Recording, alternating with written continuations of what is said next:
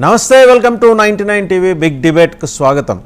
BC declaration అలాగే డీజీపీకి చంద్రబాబు లేఖ చాలా ముఖ్యమైన అంశాలు. ఆంధ్రప్రదేశ్ డెవలప్మెంట్స్కి సంబంధించి రెండింటి మీద నిన్న భారీ ఎత్తున జరిగిన బహిరంగ సభలో బీసీలకి వెన్నుదన్నుగా నిలబట్టడానికి జనసేన తెలుగుదేశం చేసిన ప్రతిజ్ఞ, ఇచ్చిన హామీలు 10 అంశాలతో కూడిన డిక్లరేషన్ మొత్తానికి అంటే ఒక్కసారిగా ఏపీ రాజకీయాల్లో ఒక టర్న్ తిప్పాయి. అప్పటి వరకు బీసీలకు తానే బ్రాండ్ అంబాసిడర్ అని భావిస్తూ వస్తున్న ముఖ్యమంత్రి జగన్మోహన్ రెడ్డికి ధీటుగా బీసీ డిక్లరేషన్ ఇచ్చినట్టుగా తెలుగుదేశం జనసేన చెబుతున్నాయి. ఈ అంశానికి సంబంధించి బిగ్ డిబేట్లో మనతో పార్టిసిపేట్ చేస్తున్నారు పొలిటికల్ అనలిస్ట్, సీనియర్ జర్నలిస్ట్ డివి శ్రీనివాస్ గారు. నమస్తే డివి శ్రీనివాస్ గారు. అలాగే వైసీపీ నేత పాదయాత్ర వెంకటేశ్వర రెడ్డి గారు. నమస్తే వెంకటేశ్వర రెడ్డి గారు. So to start with Srinivas గారు, మిగిలిన గెస్ట్ కూడా మరి కాసేపట్లో జాయిన్ అవుతారు. శ్రీనివాస్ గారు, ఎలా అనిపించింది బీసీ డిక్లరేషన్? 50 ఏళ్లకే పింఛన్ అలాగే 3,000 నుంచి 4,000 రూపాయలకి పెంచడానికి ఒక పెంచుతామని ఇచ్చిన హామీ, దాంతోపాటు బీసీల రక్షణ కోసం ప్రత్యేక చట్టం. మీరు ఇక మీదట బొయ్యిలు కాదు పల్లకీలో మిమ్మల్నే కూర్చోబెట్టుకుంటాం, 40 ఏళ్ల పాటు మీ డిఎన్ఏలోనే మేము ఉన్నాం అని చెప్పి కూడా చంద్రబాబు చాలా ఉద్వేగంగా ప్రసంగించారు. ఏమంటారు? మ్యూట్లో ఉన్నారు. రైట్ అండి, ఓకే, వినిపిస్తుంది.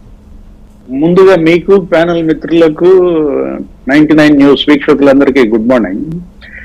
బీసీ డిక్లరేషన్ ద్వారా తెలుగుదేశం పార్టీ బీసీల పై పట్టు పెంచుకునే ప్రయత్నం, అదే విధంగా మీరు అన్నట్టు వైసీపీ బీసీల ఇది మనం చూస్తున్న దీంట్లో రేపటి ఎన్నికలకు బీసీ ఓట్ బ్యాంక్ పైనే ప్రధాన రాజకీయ పార్టీలు కన్నేసినట్టుగా కనపడుతున్నారు. ఇప్పుడు ఈ డిక్లరేషన్ లో మీరు చెప్పిన ఫస్ట్ పాయింట్ 50 ఏళ్లకే పింఛన్ అనగానే నాకు గుర్తొస్తోంది జగన్మోహన్ రెడ్డి ఇచ్చిన హామీ 45 ఏళ్లకే పింఛన్. అది కాస్త అప్పట్లో సజ్జల రామకృష్ణారెడ్డి గారు అవగాహన లేకుండా ఇచ్చారన్నా ఏదో మనం విన్నాం. అంటే ఈయన అనుభవజ్ఞుడు కాబట్టి చంద్రబాబు మరి 45 ఏళ్లకే పింఛను జగన్మోహన్ రెడ్డి అన్నారు కాబట్టి ఈయన ఇంకొక 5 ఏళ్ళు ఎక్కువ వేసినట్టున్నారు.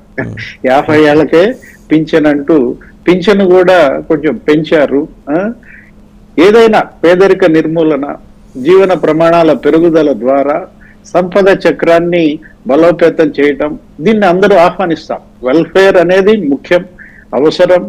ఇవాళ ఇప్పటికీ కూడా మరి దేశం కానీ రాష్ట్రం కానీ పేదరిక విషకోరల నుంచి బయటపడలేకపోవటం బాధాకరం. బీసీ డిక్లరేషన్ పట్ల మరి బీసీలు ఎంత మేరకు ఆకర్షితులవుతారనేది మనం వేచి చూడాలి. ఎందుకంటే ఎన్ని తాయిలాలు ఎంతమంది ఎన్ని పార్టీలు ఇచ్చినా కూడా ఓటు వరకు వచ్చేసరికి వాళ్ళ విచక్షణ మేరకే వాళ్ళకి ఇష్టమైన పార్టీకే ఓటు వేయటం అనేది మనం చూస్తున్నాం. ఎలాంటి తాయిలాలో లేకపోతే ఈ డిక్లరేషన్ లో వీటి యొక్క ఇంపాక్ట్ ప్రజల పైన పడేది కొంత మేరకే.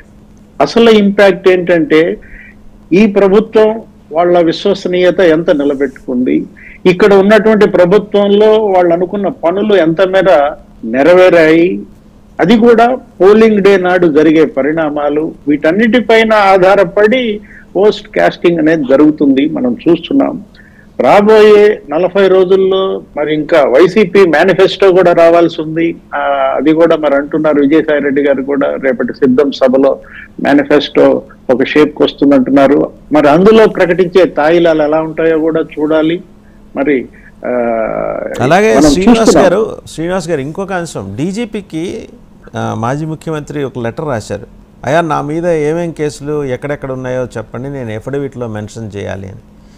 అది అంటే ఎందుకని లెటర్ రాసినట్టుగా మనం అనుకోవాలి? ఆల్రెడీ ఆయన మీద ఉన్న కేసులు ఏంటో అన్నీ ఆయన దగ్గర లిస్ట్ ఉంది కదా.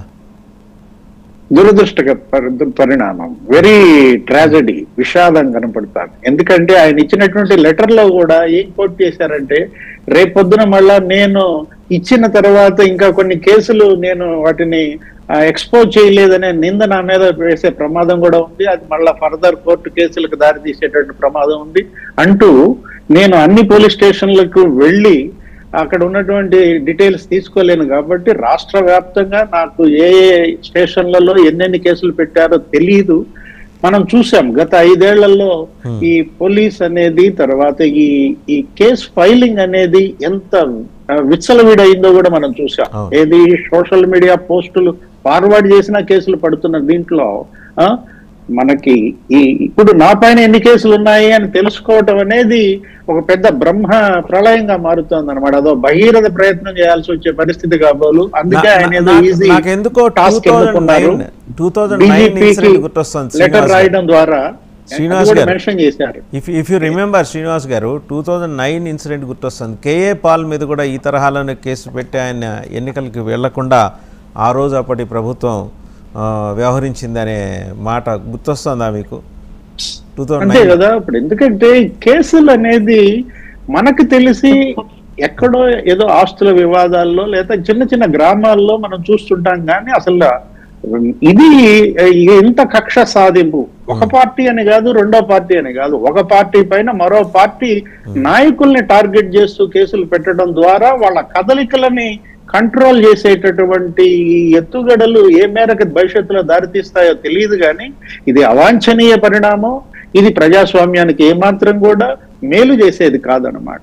ఇది ఒక మాజీ ముఖ్యమంత్రి ఆవేదన అనుకోవాలా, ఆ ఆంధ్రప్రదేశ్ దుస్థితి అనుకోవాలా, పోలీస్ యొక్క నిష్క్రియాపరత్వం అంటామా, లేదు నిష్క్రియాపరత్వం కాదు, ఇదేంటి వన్ సైడ్ ఫంక్షనింగ్ అనాలా, దురదృష్టం అన్నమాట. రైట్. ఒకసారి పాదయాత్ర వెంకటేశ్వర రెడ్డి గారి దగ్గరికి వెళ్దామండి. నమస్తే వెంకటేశ్వర రెడ్డి గారు. నమస్తే అండి. నమస్తే. నిన్న బీసీ డిక్లరేషన్ ఎలా అనిపించింది మీకు? మీరేమో 75,000 కోట్ల బీసీ నిధులని, సప్లాన్ నిధులని మీరు దారి మళ్లించారు. వెరాస్ తెలుగుదేశం జనసేన అలయన్స్ కూటమి అధికారంలోకి వస్తే 1,50,000 కోట్లతోటి సంవత్సరానికి 30,000 కోట్ల చొప్పున సప్లాన్ని తీసుకొస్తామని కూడా ఆయన ప్రకటించారు. అలాగే మీరు బీసీలని బోయిలుగానే చూశారు, పల్లకీలు వాళ్ళ చేత మోయించారని చెప్పేసి కూడా చంద్రబాబు ప్రధానంగా అభియోగం మోపారు మీ మీద. ఇప్పుడు చంద్రబాబు నాయుడు గారు నిన్న మొన్న ప్రజలకు తెలిసిన వ్యక్తి కాదు, కొత్త పార్టీ కాదు. అది ఆయన అధికారంలో 3 సార్లు ఉన్నారు. 3 సార్లు అధికారంలో ఆయన ఇచ్చిన హామీలు అనేకం ఉన్నాయి. కొత్త ఉంది, ఆయనతో ఆశ్చర్యం ఏముంది, ఎన్నైనా చెప్తాడు అతను. చెప్పిన తర్వాత ఇంప్లిమెంటేషన్ ఎలా ఉంటది, దాని ఎలా డెలివరీ. రైట్. వెంకటేశ్వర రెడ్డి 600 హామీలు ఇచ్చి ఎంతవరకు ఇంప్లిమెంట్ చేశాడు అనేది. హలో, వినిపిస్తుంది వెంకటేశ్వర రెడ్డి గారు, చెప్పండి. హలో, వినిపిస్తుంది, చెప్పండి. గత ప్రభుత్వంలో 600 హామీలు పైచిలికి ఇచ్చి ఎంతవరకు ఇంప్లిమెంట్ చేశాడు, ఇంప్లిమెంట్ చేయకపోతే ప్రజలేం చేశారనేది మనం చూస్తున్నాం. ఇక్కడ ఉన్న రాజకీయ పార్టీలు ఏవి కొత్త పార్టీలు కాదు, రాజకీయ నాయకులు ఎవ్వరు కొత్త వాళ్ళు లేరు. ఇప్పుడు హామీలతో పని జరగదు, ప్రజలు చాలా విఘ్నులు, ఎవరు ఏం చేశారనేది వెరీ క్యాలిక్యులేటెడ్ గా ఉన్నారు. సమాజంలో ఎడ్యుకేషన్ పెరిగింది, టెక్నాలజీ పెరిగింది, సమాచార వ్యవస్థ పెరిగింది, ఎవరెవరు ఏంటనేది అందరికీ తెలుసు. అమ్మ పుట్టిల్లు మేనమామ కీరక, ఎవరి పుట్టుమచ్చలు ఏంటి, ఎవరి పరిపాలన ఎలా ఉంది, ఎవరు ఏంటి అనేది మనం కొత్తగా ప్రొజెక్ట్ చేసుకోవాల్సిన పని లేదు. ప్రజలు ఆల్రెడీ డిసైడెడ్ చేసి గతంలో ప్రతిపక్షంలో కూర్చోబెట్టారు, ఎప్పుడు లేనంత ఘోరంగా. ఇప్పుడు మళ్ళీ కూడా చంద్రబాబు ఎన్ని హామీలు చెప్పినా ఇనే పరిస్థితిలో, నమ్మే పరిస్థితిలో లేరు. చంద్రబాబుకి ప్రజల్లో క్రెడిబిలిటీ లేకనే పొత్తుల కోసం ఎవరో ఏదో చెయ్యందిస్తారని, ఎవరికి అండో కావాలని రోజు ప్రజల చుట్టూ కాకుండా పార్టీల చుట్టూ తిరుగుతున్నాడు. దాన్ని బట్టే అర్థమైపోతుంది. రైట్. ఇంకా మనతో పాటు బూడి తిరుపతిరావు గారు బీజేపీ నాయకులు, అలాగే తాతంశెట్టి నాగేంద్ర గారు జనసేన రాష్ట్ర కార్యదర్శి, వారు కూడా జాయిన్ అయ్యారు. నమస్కారం అండి ఇద్దరికి. ముందుగా నాగేంద్ర గారు, తాతంశెట్టి నాగేంద్ర గారు నమస్తే. చూశారు కదా నిన్న బీసీ డిక్లరేషన్లో చాలా కీలకమైన అంశం అయితే, అంటే అందరూ ఎక్కువగా చర్చించుకుంటున్న అంశం, స్థానిక సంస్థల్లో 34% రిజర్వేషన్లు. ఇంతకుముందు బీసీ రిజర్వేషన్లని ప్రభుత్వం 34 నుంచి 24% తగ్గించింది. తెలుగుదేశం జనసేన అలయన్స్ అధికారంలోకి వస్తే కనుక వాటిని మళ్ళీ 34% రీఇన్స్టేట్ చేస్తాము. చట్టసభల్లో బీసీలకు 33% రిజర్వేషన్ల కోసం తీర్మానం చేసి కేంద్రానికి పంపిస్తాము. అన్ని సంస్థలు నామినేటెడ్ పదవుల్లో 34% రిజర్వేషన్ అమలు చేస్తాం. ఎలా అనిపిస్తుంది నాగేంద్ర గారు ఇది?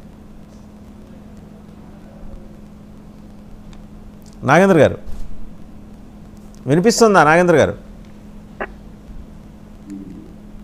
రైట్, అయితే తిరుపతిరావు గారు దగ్గరికి వెళ్ళాం, వారు కూడా జాయిన్ అయ్యారు. తిరుపతిరావు గారు, ఈ 34% రిజర్వేషన్స్ స్థానిక సంస్థల్లో, అలాగే 33% రిజర్వేషన్లు కోసం తీర్మానం చేసి చట్టసభల్లో బీసీల కోసం పంపిస్తామంటున్నారు.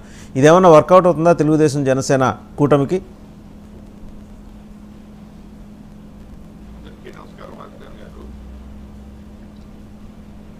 మీరు మ్యూట్లో ఉన్నారండి తిరుపతిరావు గారు. నమస్తే నమస్తే తిరుపతిరావు గారు. ఇక్కడ ఈ చట్టసభల్లో 33% మాకు అనేది అది నేను కష్టసాధ్యం అంటాను, అసాధ్యం అని చెప్పను, కానీ కష్టసాధ్యం అనే చెప్తా. ఎందుకనేసి అంటే ఇక్కడ తీర్మానం చేయడం వరకే పరిమితం రాష్ట్రానికి సంబంధించి. వినిపిస్తుందండి? వినిపిస్తుంది. ఇక్కడ తీర్మానం చేయడం వరకు రైట్. ఒక్కసారి ఏదో ప్రాబ్లం వచ్చినట్టుందండి, మళ్ళీ మీ దగ్గరికి వస్తా. తాతంశెట్టి నాగేంద్ర గారి దగ్గరికి వెళ్ళాం. నాగేంద్ర గారు నాగేంద్ర గారు good morning sir. Good morning అండి. Good morning. మీకు 99 వీక్షకులకు ప్యానల్లో ఉన్నటువంటి పెద్దలందరికీ కూడా గుడ్ మార్నింగ్ అండి. సార్, అసలు నిన్న నాకు మీటింగ్ లో అనిపించింది ఏంటంటే అత్యంత స్వచ్ఛందంగా ప్రతి ఒక్క బీసీ నాయకుడి మనసులో నుంచి ఒక వేదనను చూస్తున్నాం మనం ఆ మీటింగ్ లో చూస్తే. అంటే నువ్వు మంత్రి కావచ్చు, ఎవరో సామాన్యమైన బీసీలో నుంచి అంటే ఓకే ఉంటుందిలే అనొచ్చు. ఒక మంత్రి కావచ్చు, ఒక ఎంపీ కావచ్చు, సాక్షాత్తు మంత్రిగా చేసినోడు కూడా వచ్చి నాకు అంటే ఈ ఆత్మ గౌరవం ఏం లేదు, నేను ఆ జగన్మోహన్ రెడ్డి దగ్గర గడీల దగ్గర పనిచేసినట్టు ఉంది, కానీ నాకే దీంట్లో నేను ప్రజాస్వామ్యయుతంగా ఒక మంత్రిగా ఉంటూ నేనంటూ ఒక చిన్న అంటే వాళ్ళ దగ్గర ఒక అటెండర్ ను కూడా మార్పు చేసుకోలేని యొక్క ప్రజాస్వామ్యంలో మొత్తం వాళ్ళ చేతుల్లోకి వెళ్ళిపోయి. హలో, వినిపిస్తుందా సార్? వినిపిస్తుందండి. వినిపిస్తుంది. హలో, వినిపిస్తుంది, చెప్పండి నాగేంద్ర గారు. చెప్పండి. వాళ్ళ చేతుల్లో పెట్టుకుని ఇప్పుడు ఫర్ ఎగ్జాంపుల్ ఒక 56 ఉపకులాలకు చైర్మన్ వేసినారు. నిజంగా ఎవడైనా ఒప్పుకోవాల్సిందే, ఇది ఇర్రెస్పెక్టివ్ ఆఫ్ దట్. ఆ కారుకి స్టిక్కరు తప్ప ఆ కుర్చీ ఆడుంది, అతనికి ఏం పదవి, ఏమి విధులు, అతని విధానాలు ఏంటంటే ఎవరికి తెలియదు. 56 మంది మళ్ళీ కార్పొరేషన్ చైర్మన్ ఈ ఉపకులాలకు కలిసి. అంటే వీళ్ళకి డబ్బులు అంటే వీళ్ళ కుర్చీ వేసుకోవడానికి డబ్బు లేదంటే ఇంకా కార్పొరేషన్ నిధులు ఎట్లొస్తాయి? కానీ ప్రతి కార్పొరేషన్ లో 15,000 కోట్లు చూపిస్తాయి. ఎవడైనా అడిగితే దీనికి ఆన్సర్ ఉండదు. వేరే రకంగా అంటే చంద్రబాబు నాయుడు ఉన్నప్పుడు ఉండిందా, లేకపోతే రాజశేఖర రెడ్డి ఉన్నప్పుడు ఉండిందా అనే తొల్లు సమాధానాలు తప్ప, అయ్యా బడ్జెట్ లో 15,000 కోట్లు పెట్టారు, 5 సంవత్సరాలైంది, 75,000 కోట్లు. ఈ 75,000 కోట్లు బీసీలకు ఏ రకంగా ఏ పథకానికి ఎంత మీరు ఖర్చు పెట్టారంటే ఒక్కరి దగ్గర ఆన్సర్ లేదు. త్రూఅవుట్ స్టేట్ లో మంత్రి దగ్గర లేదు, ముఖ్యమంత్రి దగ్గర లేదు. మీరు ఈ ఫండ్ ఏమైంది అంటే ఎవరి దగ్గర ఆన్సర్ లేదు. అది అడిగితే మళ్ళీ పైపెచ్చు వేరే రకాలు తీసుకొస్తారు. మీరు రాజశేఖర రెడ్డి ఉన్నప్పుడు లేదు, దానికంటే ఇప్పుడు ఎక్కువ కదా. నేను అడుగుతున్నా, నిన్న బీసీ డిక్లరేషన్ అనేది నాకు తెలిసి బీసీలు అందరిలో ఉత్సాహం పొంగింది. అంటే అరే ఏం పదవి, మంత్రి ఉన్నా ఎంపీ ఉన్నా నువ్వు నుంచి మర్యాదగా వెళ్ళిపో అంటే వెళ్ళిపోవాలి. నాకంటూ ఒక ఆత్మాభిమానం లేదు, నాకంటూ ఒక ఆత్మ గౌరవం లేదు. అంటే ఆత్మ గౌరవాన్ని తాకట్టు పెట్టి మేము బతకలేమని వస్తున్నారు. మొన్న వచ్చిన వైజాగ్ నుంచి ఎమ్మెల్సీ కానీ, నిన్న వచ్చిన జయరాం కానీ, వాళ్ళేమి పదవి లేక కాదు. ఒక ఆయన ఎమ్మెల్సీ ఇంకా చాలా రోజులు ఉంది, ఇంకొక ఆయన మంత్రిగా ఉండగానే వచ్చేసాడు. అంటే వీళ్ళు రాజకీయాల్లో మీ దగ్గర ఉన్న నా ఊరు, నా ప్రజలు, నా చుట్టుపక్కల ఆయన ఎవరో తీసుకున్న సర్వేనే సంబంధం. మరి గడప గడపలో నీకు మార్కులు రాలేదు, పడక నీకు మార్కులు రాలేదు. మరి గడప గడపలో ఇంతవరకు 5 ఏళ్లలో ఇది 2వ సారి పులివెందులకు రావడం జగన్మోహన్ రెడ్డి, ఆయన మారి వేరే చోట పోటీ చేస్తున్నాడా? అంటే అందరికీ ఒకే న్యాయం కదా చట్టం, ప్రజాస్వామ్యం అన్నాక. ఇటువంటివన్నీ ఒకటి నుంచి వాళ్ళు బయటకు వచ్చి అంటే రెండోది మాటకు నో తెరిస్తే నా బీసీ ఏ బీసీకి న్యాయం జరిగింది? నా బీసీలు, ఏ బీసీకి న్యాయం జరిగింది? నీ దగ్గర ఉన్న బీసీలే వెళ్ళిపోతున్నారు. మొత్తం ఇప్పుడు వచ్చిన వాళ్ళల్లో అందరూ బీసీలే బయటకు వచ్చారు నీ పార్టీ నుంచి. మళ్ళీ నా బీసీలు అంటావు. ఎక్కడ? ఇప్పుడు చిన్న చిన్న ఎగ్జాంపుల్స్ అడిగారు. మీ ప్రభుత్వం నుంచి స్పందన ఉందా? అమర్నాథ్ గవర్నర్ మా అక్కని ఎందుకు వేడిపిస్తారంటే చెరుకు తోటలోకి తీసుకుపోయి నోట్లో పేపర్లు కొట్టి 10th క్లాస్ చదివే పిల్లోడిని చంపారు. నీకు చర్యకు ప్రతిచర్య కనపడితే ఎస్ బీసీకి జగన్మోహన్ రెడ్డి గారు వైసీపీ ప్రభుత్వం అండగా ఉంటుందని ప్రజలు నమ్ముతారు. తానా గోపాలపురం చిత్తూరులో ఒక బీసీ అమ్మాయిని 15 ఏళ్ల అమ్మాయిని తీసుకుని బాయిలో వేస్తే చట్టం తన పని తాను చేసుకుపోతుంది అంటుంది. ఇప్పటికీ గన్న కంటే ముందు వస్తానన్న రోజం ఏమైందో, ఆ మనోభావాల ఇంకొక ప్రెసిడెంట్ ఏమైందో, ఏమైనారు వీళ్ళంతా? మళ్ళా హోంమంత్రి అందరూ లేడీసే. ఆ బిడ్డ ఒక ఒడ్డెల సామాజిక వర్గానికి ఇమ్మీడియట్ గా ఎఫెక్ట్ అయితే ఇలా అంటున్నానండి కాదు వాసుదేవన్ గారు. మీకు ఆడబిడ్డలు ఉన్నారు కదా రోజా గారు. మన ఇంట్లో జరుగుంటే ఈ చట్టం తన పని తాను చేసుకుపోతా ఉండేదే. పోనీ అది తప్పో ఒప్పో ఎవడో దోషి మీరు నిర్ధారించి ఆ కుటుంబానికి ఆ సామాజిక వర్గానికి మీరు అండగా నిలబడినప్పుడు కదా మిమ్మల్ని నమ్ముతారు. పైకి వచ్చేసి ఊరికే మీరు మా బీసీలు అంటే ఎట్లా? నేను ఈ విధంగా అంటే ఎక్కడ కూడా ఈ బీసీలను మీరు కాపాడింది లేదు. మీకు అంటే నేను ఇంకొక విషయం ఏంటంటే ఇప్పుడు వీళ్ళు చంద్రబాబు నాయుడు తెలుగుదేశం పార్టీనే ఇప్పుడు వైసీపీ నుంచి వచ్చిన వాళ్ళందరూ తెలుగుదేశం పార్టీని ఆశ్రయిస్తున్నారు. అంటే అది 83 నుంచి కూడా తెలుగుదేశం పార్టీతోనే బీసీకి గుర్తింపులు వచ్చింది. అంటే ఇక్కడ ఉన్న కంటే గుడ్డి కన్నా మెల్లమేలు అని చెప్పి వాళ్ళు వేరే పార్టీని అంటే వేరే దారి చూసుకుంటున్నారు. అంటే మీరు పూర్తిగా వైఫల్యం చెందింది ప్రభుత్వం బీసీలు ఇవ్వడం విషయంలో. అట్ ది సేమ్ టైం ప్రతిదీ అబద్ధం చెప్తాను సార్. వాసుదేవన్ గారు నేను ఒక చిన్న ఎగ్జాంపుల్ నిన్న జరిగిన ఇన్సిడెంట్ చెప్తాను. మా ఊర్లో రైల్వే కోడ్ మంగంపేట ఏపీఎండి 7,000 కోట్లు అంటే ఏదో శ్రీశ్రీ అంటాడు కదా, అగ్గిపుల్ల కుక్కబిల్ల సగ్గుబిల్ల కాదేది తాకట్టు కనర్హం అని మళ్ళీ ఎగిరెగిరి పడతారు కదా. ఒక షేరు ₹1,00,000 లెక్కన 7,000 ఏపీఎండి షేర్లు తాకట్టు పెట్టినారు. తాకట్టు పెట్టింది ఎండీకి తెలుసు, ప్రభుత్వంలో ఎవరు తాకట్టు పెట్టించినారో నాయకులకు తెలుసు. తాకట్టు ఎవరి దగ్గర పెట్టినాడనేది లోగుట్టు పెరుమాళ్ళకి. 7,000 కోట్లు 2034 వరకు 8.1% వడ్డీతో ఏపీఎండిసి షేర్స్ తాకట్టు పెట్టినారు. మీరు నమ్ముతారో నమ్మరో ఒక ఎగ్జాంపుల్ చెప్తా. ఫర్ ఎగ్జాంపుల్ ఒక 1000 కోట్లు టర్న్ ఓవర్ జరిగితే 500 నుంచి 600 ఖర్చులు వెళ్తే 400 కోట్లు వస్తే గవర్నమెంట్ ట్యాక్స్ ఈ పుకార్లు ఫేక్ న్యూస్ ఆధారాలేని మాటలు ఇవన్నీ పోతే ఎప్పుడు అబద్ధాలు మానుకుంటే బాగుపడతారండి. దయచేసి ఆధారితమైన వార్తల్ని మీ దగ్గర ప్రూఫ్లు ఉంటే మాట్లాడండి. అంతేగాని ఈ పుకార్లు అబద్ధాలు. ఒక్క నిమిషం వెంకటేశ్వర రెడ్డి గారు వాళ్ళు మాట్లాడండి, నాగేంద్ర గారిని మాట్లాడండి, తర్వాత మాట్లాడండి. ఆయన వచ్చేటప్పుడు నేను రాలా, ఆయన ఏ రేటో నాకు సంబంధం లే. నేను ఇప్పుడే మీకు టీవీలో ఆ పాండుతో సహా పంపిస్తా.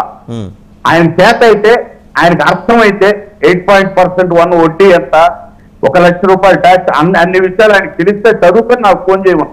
లేదంటే నేను ఒకసారి చెప్తా తప్పండి ఇది నిరాధారం. ఊరికే కాకమ్మ కథలు చెప్పొద్దు. పొద్దున్నే వచ్చి కూర్చోండి. కాకమ్మ కథలు నువ్వు చెప్తున్నావు. నా దగ్గర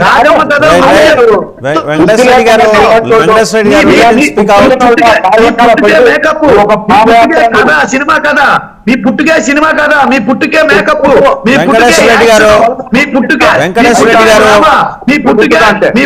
గ్రాఫిక్. వెంకటేశ్వర రెడ్డి గారు ఆయన మాట్లాడండి, తర్వాత మీరు మాట్లాడండి. మీ టర్న్ వెంకటేశ్వర రెడ్డి గారు మాట్లాడండి. వెంకటేశ్వర రెడ్డి గారు ఆడంగిలు ముండ నాగేంద్ర గారు don't use abuse language. Nagendra గారు వెంకటేశ్వర రెడ్డి గారు హద్దు మీరు మాట్లాడద్దు. నాగేంద్ర గారు వెంకటేశ్వర రెడ్డి గారు మీరు ఇందులో అసలు పద్యాలు వాడకండి. సబ్జెక్ట్ లోకి రండి. వెంకటేశ్వర రెడ్డి గారు వెంకటేశ్వర రెడ్డి గారు వెంకటేశ్వర రెడ్డి గారు మీరు సబ్జెక్ట్ లోకి రండి. వెంకటేశ్వర రెడ్డి గారు అరే నీ మొహం చూస్తారా? చూసుకోరా, నీ ముఖం చూసుకోరా, ఆడంగి నీ ముఖం చూసుకోరా, ఆడంగి వెంకటేశ్వర రెడ్డి గారు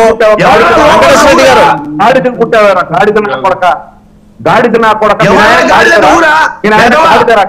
కొడక నువ్వు మళ్ళా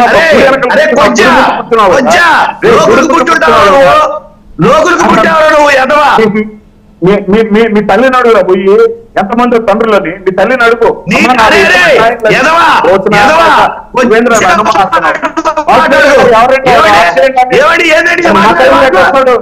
అది నా టైంలో వస్తాడు లోపరాడు మ్యూట్ చేయండి.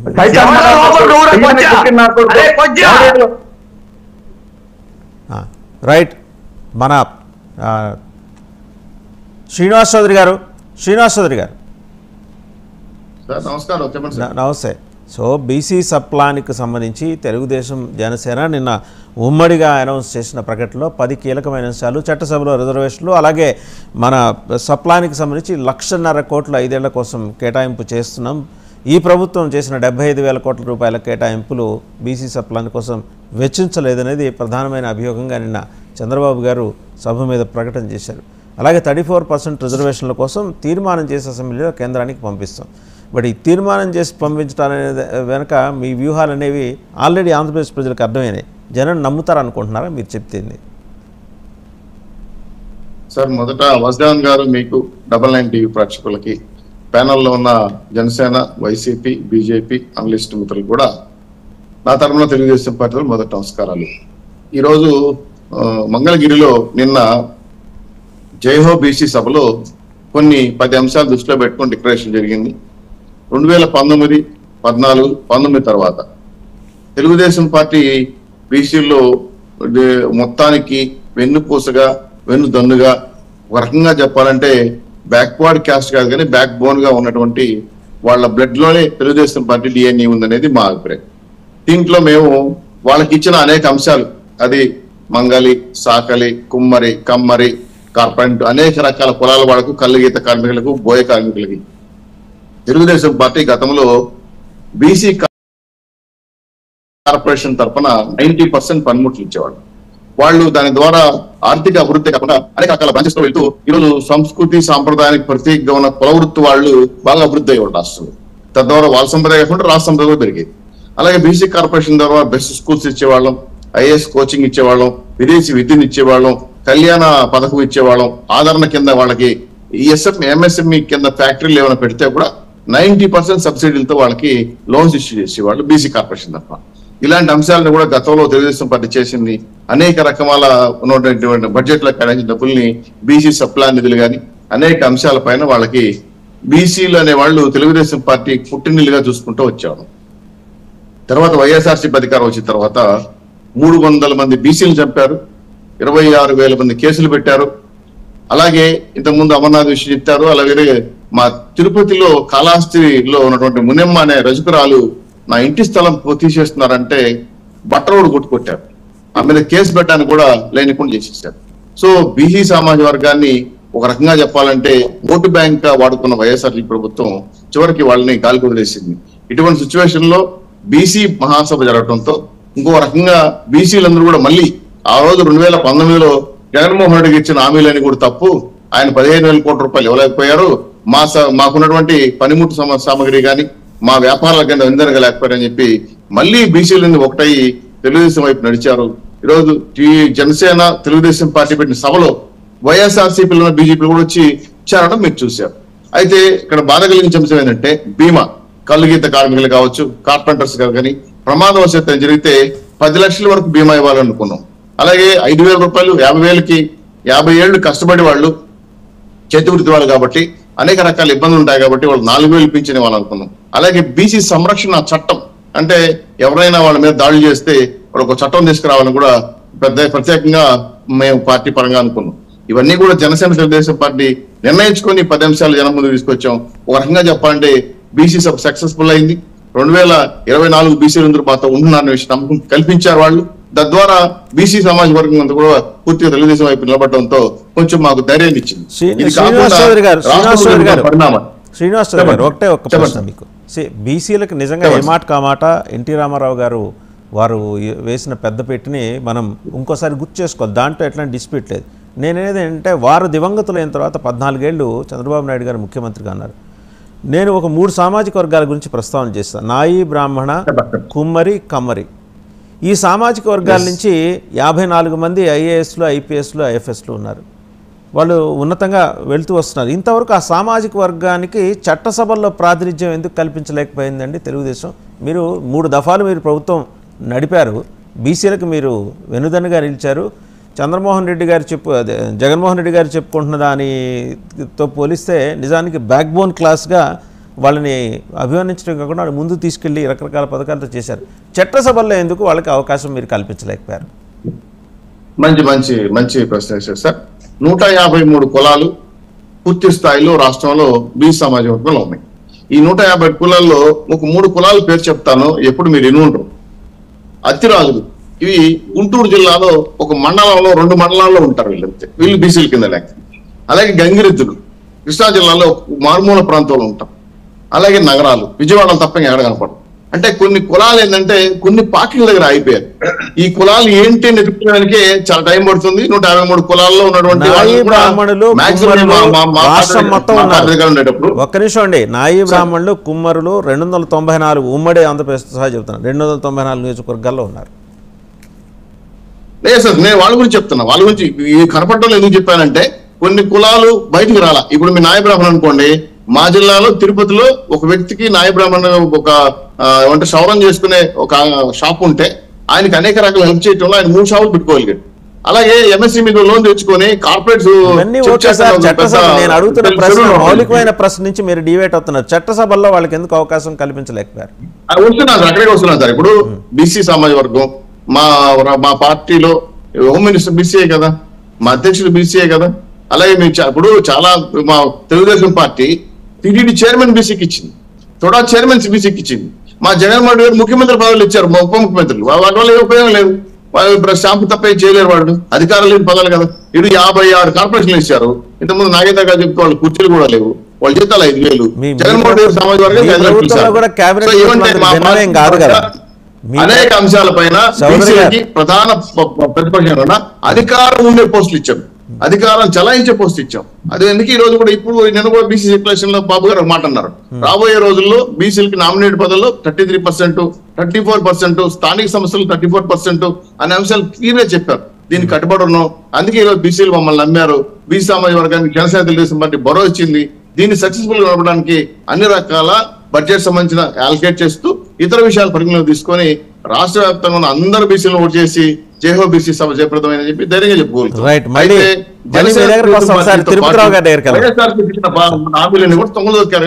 చౌదరి గారు మళ్ళీ మీ దగ్గర ఒకసారి తిరుపతిరావు గారి దగ్గరికి వెళ్దాం. తిరుపతిరావు గారు, తెలంగాణలో బీజేపీ బీసీ సీఎం నినాదంతో ఎన్నికలకు వెళ్ళింది. సరే, ఇప్పటికిప్పుడు ఏదో మిరకల్స్ జరుగుతాయని బీజేపీకి ఆ మాత్రం అవగాహన ఉంది. బట్ ఒక ప్రయత్నంతో ఒక అడుగు వేసింది.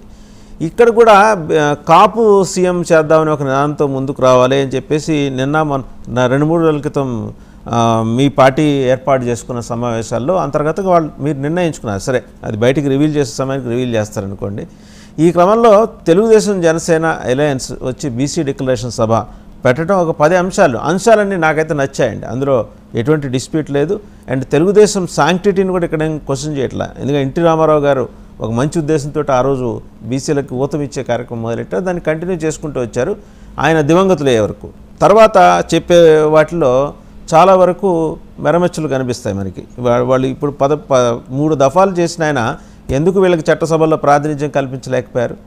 కొన్ని అదేంటి అప్రాధాన్య కులాలుగా వాటిని ఎందుకని ఆయన చూశారనే దానికి తెలుగుదేశం దగ్గర సమాధానం లేదు. ఎలా చూస్తున్నారు ఓవరాల్గా ఈ డిక్లరేషన్ని మీరు? తిరుపతిరావు గారు వినిపిస్తుంది సార్, వినిపిస్తుంది. ఒక ఆంధ్రప్రదేశ్ విభజన ముందు మీరు ప్రస్తావించినట్టుగా విభజన తర్వాత అయినా సరే ఆంధ్రప్రదేశ్ లో ఒక అంశం అయితే రాజకీయంగా ఎప్పుడు ఎన్నికల సమయంలో తెరపైకి వస్తున్నటువంటిది ఒక అంశం అయితే ఉంది. అది బీసీలకి సంబంధించి రాజ్యాధికారము. ఒక మాటలో చెప్పాలనేసి అంటే సరే అది మీరు ఇందాక ప్రశ్నించినట్టుగా ఆయా సామాజిక వర్గాల నుండి శాసనసభలకి ఎంతమంది ఎన్నికయ్యారు, శాసన మండలికి ఎంతమంది ఎన్నికయ్యారు, లేకపోతే పార్లమెంట్ కి ఎంతమంది ఎన్నికయ్యారు అనేది ఒక విభజన చేసుకుంటూ చూస్తే కొంత కష్టమే గాని ఓవరాల్ గా బీసీలకు కూడా అన్యాయం జరుగుతుంది. ఎందుకని అంటే ఈ రాష్ట్రంలో ఉత్తరాంధ్ర ప్రాంతం తీసేస్తే ఉత్తరాంధ్రలో 80% బీసీలుగా ఉన్నటువంటి సందర్భం. ఇక్కడ ఓసీ అనేసి అంటే ఎతకాల్సినటువంటి పరిస్థితి. ప్రజాప్రతినిధుల మాట దేవుడు ప్రజల్లో కూడా ఓసీలు ఎక్కడ ఉన్నారా అనేసి అంటే, ఎందుకంటే ఇక్కడ ఉన్నటువంటి ఈ ప్రాంతం తాలూకా పరిస్థితి వేరు, ఈ ప్రాంతం తాలూకా కల్చర్ వేరు, ఈ ప్రాంతం తాలూకా బాధలు వేరు, ఈ ప్రాంతం తాలూకా ఆర్థిక పరిస్థితులు వేరు. విశాఖ నగరం తప్పిస్తే ఇవాళ కూడా విశాఖ నగరం మీద ఆధారపడి బ్రతకాల్సిందే తప్పిస్తే ఇంకొక నేను ఈ జీవితాన్ని చక్కగా నిర్వహించుకోగలను నా జీవితాంతం అని చెప్పేసి ఒక భరోసా ఉన్నటువంటి ఇంకో ప్రాంతం లేదు ఈ పరిస్థితి. ఇది పక్కన పెడితే రాష్ట్రంలో కూడా తీసుకున్నప్పుడు ఏమవుతుంది అనేసి అంటే, ఇప్పుడు ఉదాహరణకి మనం స్వతంత్రానంతరం ఎప్పుడు తీసుకున్న రాష్ట్రంలో సరే ముఖ్యమంత్రులు తొలితరము లేకపోతే ఈ ధన ప్రభావం లేనటువంటి రోజుల్లో ఎవరైనా కొంతమంది వ్యక్తులు ముఖ్యమంత్రులుగా వచ్చినటువంటి సందర్భాలు ఇవన్నీ పక్కన పెట్టినా సరే రాజ్యాధికారం అనేది ప్రధానంగా బీసీల దగ్గర రావట్లేదు. రెండు కులాల మధ్య, ఇవాళ నేనేం ఇర్రెస్పెక్టివ్ ఆఫ్ పార్టీ చెప్తున్నా, రెండు కులాల మధ్య జరుగుతుంది అనేది ఖచ్చితంగా బీసీలో ఉన్నటువంటి ఒక పెద్ద భావన. తక్కువ శాతం ఉన్నటువంటి కులాలే ఇవాళ ఉదాహరణకి నేను మా ఆంధ్రప్రదేశ్ రాష్ట్రంలో శ్రీకాకుళం జిల్లాలో ఇచ్చాపురంలో చాలా కాలం పాటు ఎంవి కృష్ణారావు గారు శాసనసభ్యునిగా ఉన్నటువంటి సందర్భం. ఇచ్చాపురం తాలూకా కల్చరే వేరు, అసలు ఆంధ్రప్రదేశ్ రాష్ట్రానికి సంబంధం. శ్రీకాకుళం ఇందా చెప్పాను, ఉత్తరాంధ్ర డిఫరెంట్, ఉత్తరాంధ్రలో శ్రీకాకుళం డిఫరెంట్, శ్రీకాకుళంలో ఇచ్చాపురం అంతకంటే డిఫరెంట్. అది ఆల్మోస్ట్ వాళ్ళు మీరు భౌగోళికంగా చూసుకున్నా సరే రాష్ట్ర పటంలో ఒరిస్సాలోనే ఉంటుంది. Orissa culture everything, caste and everything Orissa. అలాంటి దగ్గర కూడా నేను ఎంవి కృష్ణారావు గారు కమ్మ సామాజిక వర్గం చెందినటువంటి వ్యక్తి అక్కడ సుదీర్ఘకాలం శాసనసభ్యునిగా పనిచేశారు. అంటే నేను ఎందుకు దీన్ని కోట్ చేయాల్సి వస్తుంది అనేసి అంటే, ఇటువంటి పరిస్థితులు ఉన్నటువంటి సందర్భంలో మీరు అడిగినటువంటి డెఫినెట్ గా ఇవాళ బీసీలకి ఏది చేస్తామని చెప్పి ఏ పార్టీ చెప్పినా సరే నాలాంటి బీసీలు అందరూ స్వాగతిస్తాం ఖచ్చితంగా. ఎందుకనేసి అంటే సమాజంలో అధిక శాతం ఉన్నటువంటి వర్గం బీసీ సామాజిక, రాజకీయ చైతన్యం అనేది తక్కువగా ఉన్నటువంటి వర్గం ఏదైనా అనేసి అంటే బీసీ సామాజిక. అంటే నేను మళ్ళీ ఇక్కడ చెప్తాను, ఎస్సీ ఎస్టీలకి సంబంధించి వారికి రాజ్యాంగంలో అయితేనేమి చట్టాల్లో అయితేనేమి వారికి ఉన్నటువంటి కొన్ని ప్రావిజన్స్ ఆధారంగా ఇవాళ కొంత వాళ్ళు అధిగమించారు. ఒకప్పుడు మనం అశుభ్రత గురించి ఎక్కువగా మాట్లాడుకున్నటువంటి సందర్భాల నుండి ఇవాళ దాని ప్రస్తావన లేనటువంటి సమాజాన్ని ఇవాళ మనం చూస్తాం. సో అటువంటి కొన్ని మార్పులు చేర్పులు సమాజంలోనూ రాజకీయాల్లోనూ జరుగుతున్నప్పటికీ కూడా బీసీలకి నేను గర్వంగా చెప్తాను, ఒక బీసీని భారతీయ జనతా పార్టీ ఈ దేశానికి ప్రధానమంత్రి చేసింది. అదే బీసీ వాళ్ళు ఈ దేశాన్ని ప్రపంచ దేశాల్లో తలెత్తుకునే విధంగా నిలబెట్టగలిగారు అని చెప్పేసి నేను చెప్తాను. కానీ అంతటితో బీసీలకి మొత్తానికి ఏదో బీసీ సామాజిక వర్గం ఉద్ధరింపబడింది దేశంలో అని చెప్పడానికి సాహసించగలవా అనేసి అంటే లేదు. కారణం ఏంటనేసి అంటే రాజకీయాల్లో ఉన్నటువంటి ఈ ధనబలం అవ్వచ్చు, లేకపోయినట్టయితే ఇతరత్ర అవేర్నెస్ అవ్వచ్చు. నేను చెప్పేది తిరుపతిరావు గారు ఈ డిక్లరేషన్ లో ఇబ్బంది ఉంది. తిరుపతిరావు గారు ఈ డిక్లరేషన్ లో తెలుగుదేశం జనసేన కలిసి చేసిన ఈ డిక్లరేషన్ లో అంశాలు వాటికి చట్టబద్ధత సాధ్యమేనా? ఎందుకంటే నేను ప్రత్యేకంగా ఒక పాయింట్ మీద నేను మాట్లాడుతున్నాను. మిగిలిన వెల్ఫేర్ స్కీమ్స్ ఎలాగూ ఏదో తంటాలు పడి ఏ ప్రభుత్వం అయినా చేసే ప్రయత్నం చేస్తుంది. నేనేది ఏంటంటే రిజర్వేషన్ల దగ్గరికి వచ్చేప్పటికి చట్టసభల్లో 33% రిజర్వేషన్లు, స్థానిక సంస్థల్లో 34% రిజర్వేషన్లు, నామినేటెడ్ పదవుల్లో 34% రిజర్వేషన్లు. రేపు పొద్దున వీళ్ళు అధికారం పంచుకుంటున్నారు, అధికారంలోకి వస్తున్నారు అనే నమ్మకంతో ఉన్నారు. అలాగే పంచుకుంటున్నప్పుడు ముందర ఈ 34% రిజర్వేషన్లు నామినేటెడ్ పదవుల్లో వాళ్ళిద్దరూ కలిసి ఇచ్చే అవకాశాలు ఉన్నాయి. ఎందుకంటే తెలుగుదేశం ఇటువంటి హామీలు మామూలుగా నీటి మీద రాతలాగానే చేసి వస్తుంది. వెల్ఫేర్ దగ్గరకు వచ్చేప్పటికి కమిటెడ్గా 80 to 90% చేసే ప్రయత్నం అయితే తెలుగుదేశం ప్రభుత్వం లోగడ చేసింది, దాంట్లో ఎటువంటి డిస్ప్యూట్ లేదు. బట్ చట్టసభల్లో బీసీల ఎంట్రీని చాలా జాగ్రత్తగా అడ్డుకోవడానికి మేము తీర్మానం చేస్తాం, పంపిస్తాం. మనం చూసాం కాపు రిజర్వేషన్కి సంబంధించి తెలుగుదేశం ఏం చేసిందో. వీళ్ళే తీర్మానాలు చేస్తారు అసెంబ్లీలో, వీళ్ళ వాళ్ళే మళ్ళీ వెళ్ళి కేసులు పెడుతుంటారు హైకోర్టులో. ఇది సాధ్యమయ్యే పనే అనుకుంటున్నారా మీరు? నేను ఇక్కడ అంటే తెలుగుదేశం పార్టీ చిత్తశుద్ధి గురించి కొన్ని ప్రస్తావనలు మీరు చేశారు, అవన్నీ నేను ఇంతకుముందు మాట్లాడినవే పలు సందర్భాల్లో కలిసి ఉన్నప్పుడు. అవును, ఇప్పుడు దాని జోలికి పోకుండా ఒకటైతే చట్టసభల్లో 33% రిజర్వేషన్ అనేది మాత్రం ఇది నిన్న ప్రస్తావన అర్హత లేనిది. నేను నో డౌట్ రేపు మేము కలిసి వెళ్ళొచ్చు, లేకపోతే అదే డిక్లరేషన్ పార్టీ సమర్థిస్తే సమర్థించవచ్చు, లేదనేసి అంటే కొన్ని పాయింట్స్ ఆధారంగా మేము వ్యతిరేకించవచ్చు. కానీ అదైతే మాత్రం అసలు అందులో ప్రస్తావన అర్హత లేదు. ఎందుకు అనేసి అంటే మీరు చూశారు ఉమెన్ రిజర్వేషన్ బిల్లుకి సంబంధించి ఎన్ని పాటలు పడిన తర్వాత ఇవాళ నరేంద్ర మోడీ గారు దానికి ప్రాణం పోసి రేపు ఇంప్లిమెంటేషన్కి వెళ్తున్నటువంటి సందర్భంలో ఈ చట్టసభల్లో అనేది ఈ ఒక్క రాష్ట్రానికి సంబంధించింది కాదు, ఈ ఒక్క చట్టసభలకు సంబంధించింది కాదు, ఇది దేశవ్యాప్తంగా ఉన్నటువంటి అంశము. ఏదైనా వీలున్నట్టయితే నేను మా చౌదరి గారి ద్వారా, ఎందుకంటే ఇప్పుడు ఇవాళ విమర్శించే పరిస్థితుల్లో మేము లేవు, చౌదరి గారి ద్వారా తెలుగుదేశం పార్టీ మేము ఒకటే విన్నవించుకుంటాం, ఇలాంటి వద్దు. మీరు బీసీలకి నేను ఏవైతే పెట్టారో మీతో పాటు మేము కూడా సమర్థిస్తాం. నేను వ్యక్తిగతంగాను పార్టీ పరంగా కూడా సమర్థిస్తాం. ఎందుకనేసి అంటే మేము కూడా బీసీల కోసం పాటుపడుతున్నటువంటిది, మాకు పార్టీ పదవుల్లో కూడా బీసీలకి రిజర్వేషన్ ఉన్నటువంటి పార్టీ భారతీయ జనతా పార్టీ, అదేవిధంగా ప్రాధాన్యత ఉన్నటువంటి పార్టీ భారతీయ జనతా పార్టీ. కాబట్టి అన్ని చేస్తాం. కానీ ఏదైతే ఇప్పుడు మీరు అన్నటువంటిది స్థానిక సంస్థల్లో 34%, ఇది పాసిబిలిటీ ఉంది.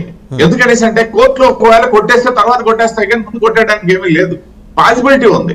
అదే సందర్భంలో ఇక సీట్ల విషయంలో నిన్న ప్రధానమైనటువంటిది ఏంటంటే, అఫ్ కోర్స్ కొన్ని ప్రకటించేశారు కాబట్టి ఇవాళ అది అప్రస్తుతమేమో 5 అవ్వచ్చునేమో, కానీ బట్ ప్రస్తావించాల్సినటువంటి ఆవశ్యకత ఉన్నది ఏంటనేసి అంటే, మీరు రాబోయే రోజుల్లో నామినేటెడ్ పోస్టుల్లో 34% ఇస్తామంటారు. స్వాగతించదగినటువంటిదే, మంచిదే. మళ్ళీ అది కూడా చెప్తా, వైసీపీ కూడా ఏం చేసింది, బీసీ కార్పొరేషన్లు పెట్టి మేము బీసీలకు ఇచ్చామని చెప్తుంటారు వాళ్ళు. అంటే హాస్యాస్పదం. బీసీల కార్పొరేషన్లు బీసీలకు ఇవ్వకపోతే ఓసీలకు ఇస్తారా? ఇస్తే మాత్రం అది దానికి సాధికారత ఉంటుందా? ఉండదు కదా. అట్లాంటిది కాకుండా ఇవన్నీ ఒక అంశం. ఎస్, డెఫినెట్ గా అడ్రస్ చేయొచ్చు, మంచిదే. దానివల్ల ఆ బీసీ సామాజిక వర్గానికి మంచి జరుగుతుంది అన్నటువంటి ఆశిస్తాను. కానీ చట్టసభల్లో 33% అనేది మాత్రం అది అప్రస్తుతము. కొనసాగిందని వేరే విధంగా అది సాధ్యపడే హామీ కాదు. ఏదో కంటి తుడుపుగా నేను చెప్పాలంటే ఫ్లోలో వచ్చింది, స్లోగా అన్నామని చెప్తే మేము చేయగలిగింది ఏం లేదు. కానీ అదైతే మాత్రం, ఎందుకంటే నేను ఎగ్జాంపుల్ చెప్పాను, ఉమెన్ రిజర్వేషన్ బిల్లుకి సంబంధించి మనకు ఉన్నటువంటి ఒక చరిత్ర, అది సాకారం అవుతున్నటువంటి చరిత్ర నేపథ్యంలో చట్టసభల్లో అనేది ఇక్కడికే పరిమితమైనటువంటి అంశం కాదు. కాబట్టి ఖచ్చితంగా దాన్ని అయితే మాత్రం యాక్సెప్ట్ చేస్తున్నాను. 34% లోకల్ బాడీస్ లేకపోతే నామినేటెడ్ పోస్టులు వాటికి సంబంధించి మాత్రం అది రాష్ట్ర ప్రభుత్వం మళ్ళీ మీ దగ్గరకు వస్తాం ఒకసారి. చేస్తే అది అమలు జరుగుతుంది. రైట్. కాంగ్రెస్ నాయకులు నేతి మహేశ్వరరావు గారి దగ్గరికి వెళ్తారు. నేతి మహేశ్వరరావు గారు నిన్నటి బీసీ డిక్లరేషన్ చూశారు, తెలుగుదేశం జనసేన కలిసి చేసిన బీసీ డిక్లరేషన్. దాంట్లో ఇప్పుడు ఇదే అంశం, అంటే మిగిలిన అంశాల్లో కొంచెం డబ్బుతో కూడుకునేవి, వెల్ఫేర్తో కూడుకునేవి కాబట్టి కాస్త అటు ఇటుగానే ఏ ప్రభుత్వం అయినా చేసే అవకాశం ఉంది. ఈ రిజర్వేషన్ల దగ్గరికి వచ్చేప్పటికీ మీరు ఎలా చూస్తున్నారు? ఇది సాధ్యమా? తిరుపతిరావు గారు సాధ్యం కాదంటున్నారు. వేరాస్ బీఎస్పీ మాయావతి ముఖ్యమంత్రిగా ఉన్న సమయంలో ఉత్తరప్రదేశ్లో బీఎస్పీ ప్రభుత్వం చేసింది, ఏది అన్రిప్రజెంటెడ్ సెక్షన్స్కి క్యాబినెట్లో కూడా చోటు కల్పించింది.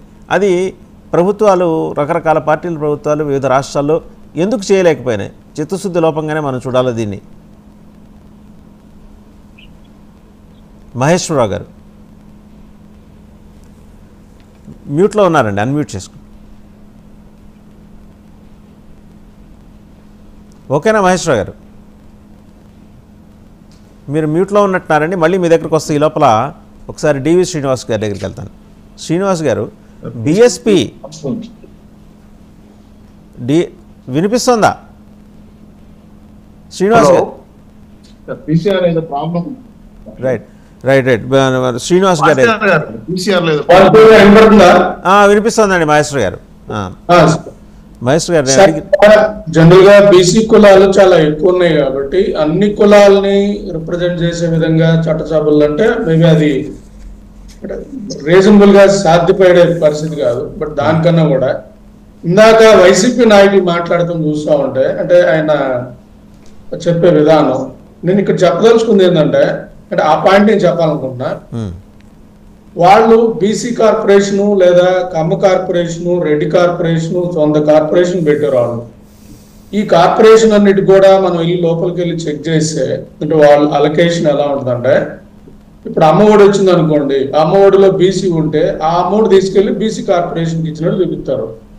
అలాగే అమ్మఒడి కమ్మోడికి వచ్చింది అనుకో, ఆ అమౌంట్ తీసుకెళ్లి కమ్మ కార్పొరేషన్ చూపిస్తారు. అంటే జగన్ రెడ్డి నడిపింది ఈ 5 ఏళ్ళు ఒక్క నవరత్నాలు తప్ప ఏమీ లేదు. సో ఈ నవరత్నాల అమౌంట్ తీసుకెళ్లి ఎస్సీ ఎస్టీ సబ్ ప్లాన్ లో పడేసినట్టు చూపుతారు. అంటే పర్టికులర్ గా చెప్పాలంటే ఈ వైసీపీ ప్రభుత్వం, ఇప్పుడున్న ప్రభుత్వం ఏదైతే ఉందో దాంట్లో పేరుకే కార్పొరేషన్లు, పేరుకే అవి ఉన్నాయి కానీ అది లేదు. Coming to the TDP declaration ఏదైతే ఉందో, జనరల్ గా మొదటి నుంచి కూడా టీడీపీకి బీసీలు అండదండలు ఉన్నాయి కాబట్టి వాళ్ళు నిన్న ఇచ్చిన దాంట్లో ఏవైతున్నాయి. ఇక్కడ మా ప్రశ్న ఏంటంటే, ఇన్ని హామీలు వీటిల్లో ఏమన్నా సాధ్యాసాధ్యాలని ఏమన్నా బేరు చేసుకొని అవన్నీ కరెక్ట్ గా చేయగలవన్న దాని మీద ఏమన్నా వర్కౌట్ చేస్తే బాగుంటుంది. కానీ ఈ పరిస్థితుల్లో కూడా ఇన్ని హామీలు అనేది ఎలా ఇస్తారనేది యనమల రామకృష్ణ గారు చెప్తే బాగుంటుంది అనేది మా అభిప్రాయం. సో అది ఎనివే మనం ఇచ్చిన హామీలన్నీ కూడా నెరవేరుతాయి, ఎట్లా నెరవేరుతాయి అనేది మనం చూపించాలి. రెండోది, ఇక్కడ ఇందాక అబద్ధాలు ప్రచారం చేస్తున్నారని వైసీపీ నాయకులు ఆయన వేరే అతన్ని తిట్టడం నేను చూశాను. నా దగ్గరే ఉంది document, state development corporation document ఉంది. ఇప్పుడు మీరు ఇచ్చిన దాని తాలూకు ఇందాక ఆయన చెప్పిన దాని తాలూకు డాక్యుమెంట్ కూడా నేను మన దాతంశెట్టి నాగేంద్ర గారు నాకు ఫార్వర్డ్ చేసింది, నేను మీకు ఫార్వర్డ్ చేశాను. NSDL అది ఇప్పుడు అది కూడా కాదు, ఈవెన్ స్టేట్ డెవలప్మెంట్ కార్పొరేషన్ కూడా నాగేంద్ర గారు నెక్స్ట్ మీ దగ్గరికే వస్తా, మీ దగ్గరికే వస్తా. ఈ కార్పొరేషన్స్ మొత్తం మీద నేనే రీసెర్చ్ చేసి నేనే కేసు వేయాలని డిసైడ్ చేసిన పరిస్థితి. ఇంచుమించు 2.5 to 3 lakhs course money corporation ద్వారా తెచ్చి అవి ఎందుకు తెచ్చారో తెలియదు, అకౌంట్స్ చేసింది తెలియదు. మొత్తం ఈ కార్పొరేషన్ పదవులు ఆ డైరెక్టర్కి ఇచ్చి పాపం వాళ్ళకి తెలియని వాళ్ళకి ఏంటంటే కార్పొరేషన్ పదవి ఇస్తారు, ఆ డైరెక్టర్కి సంతకం ఆడ పెట్టమంటే ఆడ పెట్టేస్తారు. ఆ పెట్టిన సంతకంతో అప్పులు తెచ్చేస్తారు. రేపు నాలాంటి వాళ్ళు కేసెస్ కానీ మొత్తం కానీ ఇన్వెస్టిగేషన్ జరిగితే ఈ కార్పొరేషన్ డైరెక్టర్లు తీసుకెళ్లి జైల్లో పెడతారు. అయిపోయింది అంతే.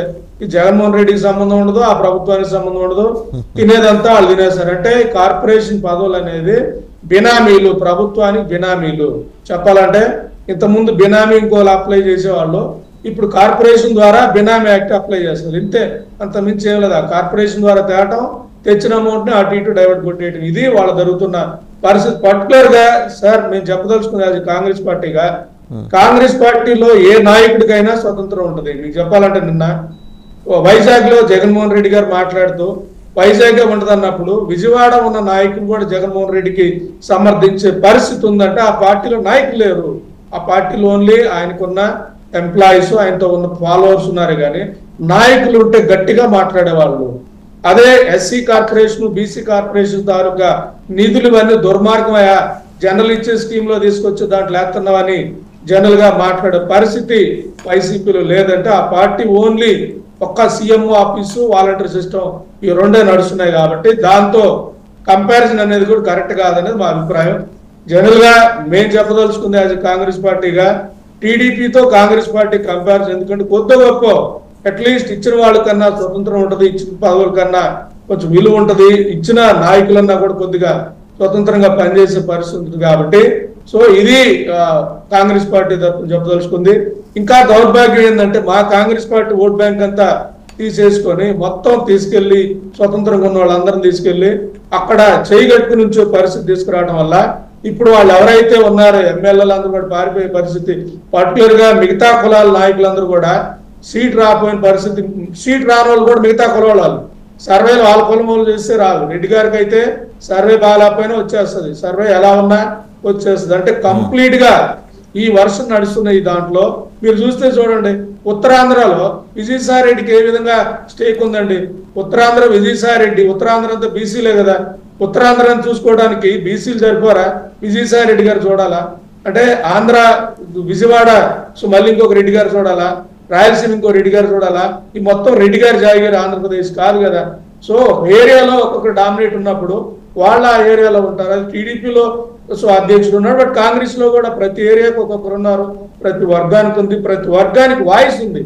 వాయిస్ ఉండే స్వతంత్రం ఉన్న పదవులు చాలా ముఖ్యం. కాబట్టి మీరన్నది ఇక్కడ మనం ఎంతంత హామీలు ఏమేం చేస్తున్నారు దానికన్నా కూడా స్వతంత్రం ఇవ్వాలని ఇక్కడ నేను మళ్ళీ టీడీపీ కూడా చెప్పదలుచుకుంది. ఎస్, ఎన్టీ రామారావు గారు స్వతంత్రంగా ఉన్న బీసీ నాయకులు తీసుకొచ్చారు, ఆయన వల్లనే ఇంతమంది బీసీ నాయకులు ఎదిగారు. ఎందుకంటే లోకల్ స్థానికంగా ఉన్న రిజర్వేషన్ ఆయన అప్లై చేయడం వల్ల నాయకులకు ఎదగడానికి అవకాశం వచ్చింది. బట్ ఇప్పుడు ఆ పరిస్థితి ఉందా లేదా మీరు చెక్ చేసుకోండి అంటున్నారు. ఇప్పుడు బీసీలైనా, ఎస్సీలైనా, ఓసీలైనా, జనరల్ అయినా ఎవరైనా కానీ డబ్బుంటేనే సీట్ వచ్చే పరిస్థితి ఉన్నప్పుడు ఆ డబ్బున్న వ్యక్తి ఆయనకు బీసీల సంగతి ఏం తెలుస్తాయి? బహుజనవాదం అంటే ఏంటి? ఒక కళ్ళు గీసే కార్మికుడు అతనికి ఎమ్మెల్యే అయ్యే పరిస్థితి ఉంటే అతనికి అర్థమవుతుంది కళ్ళు గీసే కార్మికుల తాలూకు కష్టాలు. ఒక గొల్లతని ఎమ్మెల్యే అయితే అతనికి అర్థమవుతుంది. నేను ప్రస్తావన చేసింది ఇందాక అదే కదండి. ఇప్పుడు నాయి బ్రాహ్మణ్, నేను ప్రత్యేకంగా 2 కులాలే ఎందుకు ప్రస్తావన చేస్తున్నా అంటే వాళ్ళు రాష్ట్రంలో అన్ని ప్రాంతాల్లో ఉంటారు కాబట్టి. నాయి బ్రాహ్మణులు కుమ్మరి సామాజిక వర్గం. ఎండాకాలం వస్తే కానీ మనకి కుమ్మరి సామాజిక వర్గానికి చెందిన వాళ్ళ బాధలు వెదలు మనకు అర్థం కావు. రోడ్డు మీద ఎర్రటి ఎండలో కూర్చొని ఆ కుండలు చేసి అమ్ముతూ ఉంటారు వాళ్ళు, లేదా ఎక్కడో చేయించి తీసుకొచ్చి అమ్ముతూ ఉంటారు. వీళ్ళ నుంచి ఒక 54 మంది ఐఏఎస్లు, ఐపీఎస్లు, ఐఎఫ్ఎస్లు ఉన్నారు. కానీ చట్టసభల్లో ఒక్కళ్ళు లేరు గడిచిన 75 సంవత్సరాల్లో. ఎందుకు లేరు? తిరుపతి వెళ్తే మనకి నిండా కనిపించేది నాయి బ్రాహ్మణులే. ఎందుకు లేరు? తెలుగుదేశం పార్టీ అధ్యక్షులు, జాతీయ అధ్యక్షులు చంద్రబాబు నాయుడు గారు నాయి బ్రాహ్మణులకి హామీ ఇచ్చారు. 8 సార్లు ఇచ్చారు ఆయన హామీ, మిమ్మల్ని ఈసారి చట్టసభకు పంపిస్తాను. హైదరాబాద్లో ఉన్నారు, ఒక ఆయన దిక్కు దివాణం లేకుండా తిరుగుతున్నాడు. చాలామంది ఉన్నారు అట్టంటే వాళ్ళు. ఎందుకు ఇవ్వట్లా? వాళ్ళ సంఖ్యాబలం వాళ్ళకి లేదనే మాట ఎందుకు వస్తుంది? ఉంది, వాళ్ళకి సంఖ్యాబలం ఉంది. నేను చెప్పిన 2 సామాజిక వర్గాలకి సంఖ్యాబలం ఉంది. పైగా వీళ్ళు ఏమంటారు, బీసీ డిక్లరేషన్లో అంతగా నెంబర్ లేని ఈ బీసీ కులాలకి కోఆప్షన్ సభ్యులుగా చేస్తారట. ఎందుకు ఈ ఐవాష్ మాటలు? అంటే how different you are from YSRCP. YSRCP ఏం చేసిందని మీరు అంటున్నారో రేపొద్దున మీరు అదే చేస్తున్నారు. కోఆప్షన్ సభ్యులుగా చేసి ఏంటి ప్రయోజనం? సార్ ఇక్కడ నేను అనేది టీడీపీలో సీట్లు ఇవ్వటం అనేది వాళ్ళ అంతర్గతం. దాన్ని మనం సో బలాబలాలు గెలవడం మీద అంతర్గతం ఎప్పటి వరకు బీసీ డిక్లరేషన్, ఒక్క నిమిషం మహేశ్వరరావు గారు, బీసీ డిక్లరేషన్ తీసుకురానంత వరకు అంతర్గతమే. తీసుకొచ్చిన తర్వాత అది 10 మందిలో మాట్లాడతాం. ఇక్కడ నేను చెప్పదలుచుకుంది వీళ్ళందరికీ కూడా మీరు బీసీ డిక్లరేషన్ ఇవన్నీ బాగానే ఉన్నాయి. నేను అనేది ఒక సామాన్యం నుంచి వచ్చిన వాళ్ళకి ఇవ్వండి అంటున్నాను. నేను అనేది అంటే 10 కోట్లు, 20 కోట్లు, 100 కోట్లు పెట్టే వ్యక్తి బీసీ కాదు. ఆ బీసీ అతను ఎదిగిన పరిస్థితి లేదా వాళ్ళ అబ్బాయిలు ఉన్నప్పటికీ ఆ సామాజిక వర్గాల తాలూకు స్థితిగతులు తెలియదు. ఇప్పుడు ఎవరైతే బీసీ నాయకులు చాలా మంది ఉన్నారు వాళ్ళందరినీ కన్సల్ట్ చేయండి. ఇప్పుడు బీసీ నాయకుడు శంకర్రావు ఉన్నాడు, ఆయన ఎవరైనా కన్సల్ట్ చేశారా? చాలా మంది బీసీ సంఘాలతో నేను కలిసి తిరుగుతుంటాను. అన్నా మీరు ఎందుకు ఎమ్మెల్యే అవ్వలేకపోతున్నారంటే మాకు ఎవరు అవకాశం ఇస్తారా అంటున్నారు. వాళ్ళకి అవకాశం ఇస్తే కదా వాళ్ళ వర్గం తాలూకు వాళ్ళ సమస్యలు పైకి వెళ్ళేది. అందరినీ మనీ యాంగిల్ లో చూస్తే కాదు కదా. నేను అనేది రైతు వర్గం నుంచి, రైతు కింద కష్టపడి నుంచి అతను కానీ ఎమ్మెల్యే పొజిషన్కి వచ్చే పరిస్థితి ఉంటే ఆయనకి రైతు సమస్యలు అర్థమైతాయి. అలా కాకుండా 100 కోట్ల 50 కోట్ల ఈ యాంగిల్లోనే మనం సీట్లు ఇచ్చే పరిస్థితి వచ్చినప్పుడు ఏమవుతుందంటే ఆ సమస్యలలో దాని మీద కూడా టీడీపీ కొంచెం దృష్టి పెట్టుంటే బాగుంటుందని నా అభిప్రాయం. రైట్, ఒకసారి నాగేంద్ర గారి దగ్గరికి వెళ్తాం. నాగేంద్ర గారు, మీరు పంపించిన డాక్యుమెంట్ చూశానండి, ఒకసారి దాని మీద ఎలాబొరేట్ చేస్తారా? వెంకటేశ్వర రెడ్డి గారు మీ దగ్గర కూడా వస్తాను నాగేంద్ర గారు మాట్లాడిన తర్వాత. నాగేంద్ర గారు. వర్మ గారు, సార్ వాసుదేవన్ గారు, నాకు ఒక నిమిషం టైం ఏంటి? మీదో టెక్నికల్ ప్రాబ్లం, నాదో నాకు తెలియదు. నేను ప్రూఫ్ లేకుండా ఏది మాట్లాడు. లేదు, మీరు పంపించారు, అదే నేను చెబుతున్నా, అందుకని అదే చెప్పండి అంటున్నా. పర్సనల్ గా ఇక్కడ నేను ఈ రోజు ప్రెస్ మీట్ పెట్టి చేస్తా ఉన్న సంస్థ ఇది. ఇప్పుడు ఇది ఎట్లుందంటే అంటే తోట ఒక రెడ్డి అని ఉంటే ఎవడి పుట్టుక గురించైనా మాట్లాడుకోవచ్చు అనే అంత దౌర్భాగ్యంగా, అది ఎవడైనా కావచ్చు, ఆడికి సబ్జెక్ట్ ఉందా లేదా అనేది అనవసరం. తోక ఒకటి రెడ్డి అని ఉంటే ఎవడి పుట్టుక గురించైనా మాట్లాడితే మీరు ఆపాలి కదండి, మీరు ఆపాలి కదా. నేను సబ్జెక్ట్ నేను ఎవరి గురించి మాట్లాడాను నేను చెప్తున్నాను ఇక్కడ. అయినా జగన్మోహన్ రెడ్డి వాళ్ళ సొంత చెల్లెలు, రక్తం పంచుకున్న చెల్లెలు వ్యతిరేకిస్తేనే ఆమె రాజశేఖర రెడ్డికి పుట్టలేదు అన్నటువంటి ముఠాయి. అంటే సొంత చెల్లెల్నే పుట్టుక గురించే మాట్లాడాడు, వేరే వాళ్ళ గురించి మాట్లాడాయి. నేను అడిగింది ఏంటి, 15,000 కోట్లు మీరు బడ్జెట్ చూపించారు, 75,000 కోట్లు అయింది, ఎక్కడికి పోయింది? మీరు 15 కోట్లు లెక్కన 75 కోట్లు ఏమైంది? బీసీలకి ఏం చేశారని అడిగా. కార్పొరేషన్లు ఇచ్చినారు, వాళ్ళకు విధులేంది, నిధులేంది, జీబుకు స్టిక్కర్ గెలిపించుకొని తప్ప కుర్చీ కూడా లేదు అని అడిగా. అంటే మీ ఇష్టం. ఇందాక ఆయన చెప్పాడు కదా కాంగ్రెస్ సోదరుడు, అంటే రెడ్డి అంటే ఆ పని అయిపోద్ది, బీసీకి ఎవరు పని చేస్తాడండి అంటున్నాడు. ఈ ఆవాదనే కదా నేను వెలుగుచ్చింది.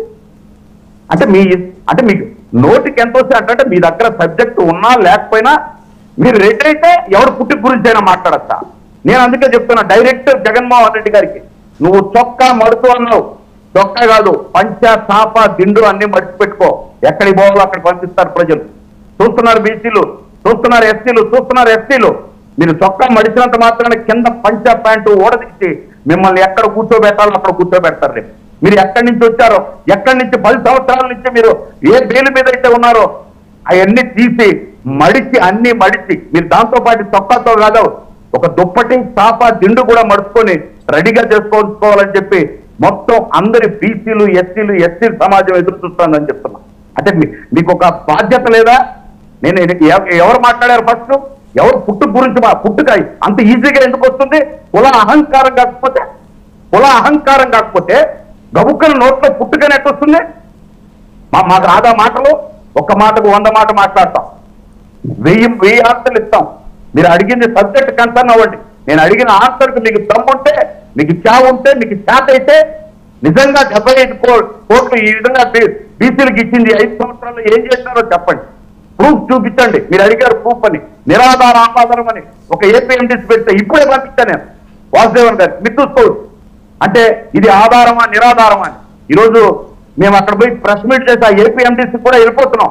నా ఊర్లో జరిగే సమస్య మీరు కూర్చునేసి ఊరికే పొద్దునే టీవీకి పిలిచారని వచ్చి వీళ్ళు పుట్టుకింతే వీళ్ళు ఇంతే మాట్లాడితే మేము మాట్లాడతాం. మేము నిజాలతో మాట్లాడతాం. నిజంగా ఈరోజు బీసీలు అడుగుతున్నారు. నిజంగా ఆత్మ గౌరవం అనేది మీకు నిజంగా చేత అయితే ఉంటే మీరు సమాధానం చెప్పాల్సింది. ఎవడో పదవి రాని బీసీ మాట్లాడడం లేదు. స్వయంగా రాష్ట్ర క్యాబినెట్ లో ఉన్న మంత్రి వెళ్ళిపోతూ మాట్లాడుతున్నాడు. స్వయంగా ఎమ్మెల్సీగా ఉన్నటువంటి ఎమ్మెల్సీ వెళ్ళిపోతూ మాట్లాడుతున్నాడు. మీ ఇష్టం వచ్చినట్టు మీ ఇంట్లో పని చేసే వాళ్ళని చేసినట్టు నువ్వు ఆడిపో నువ్వు వీడిపో నేను చెప్తా ఇంట్లో కూర్చొని మీరేదో ఒక నాగేంద్ర గారు మీరు షేర్ చేసిన ఏపీ ఎండిసి మినరల్ డెవలప్మెంట్ దాని గురించి ఎలాబొరేట్ చేయండి. ఎందుకంటే ఆ డాక్యుమెంట్ మీద ఫస్ట్ మీరు ప్రస్తావన చేశారు. చెప్పండి. ఇప్పుడు ప్రతిపక్షాలు 10 మంది ఉన్నారు. నాకు ఇవ్వాల్సిన టైం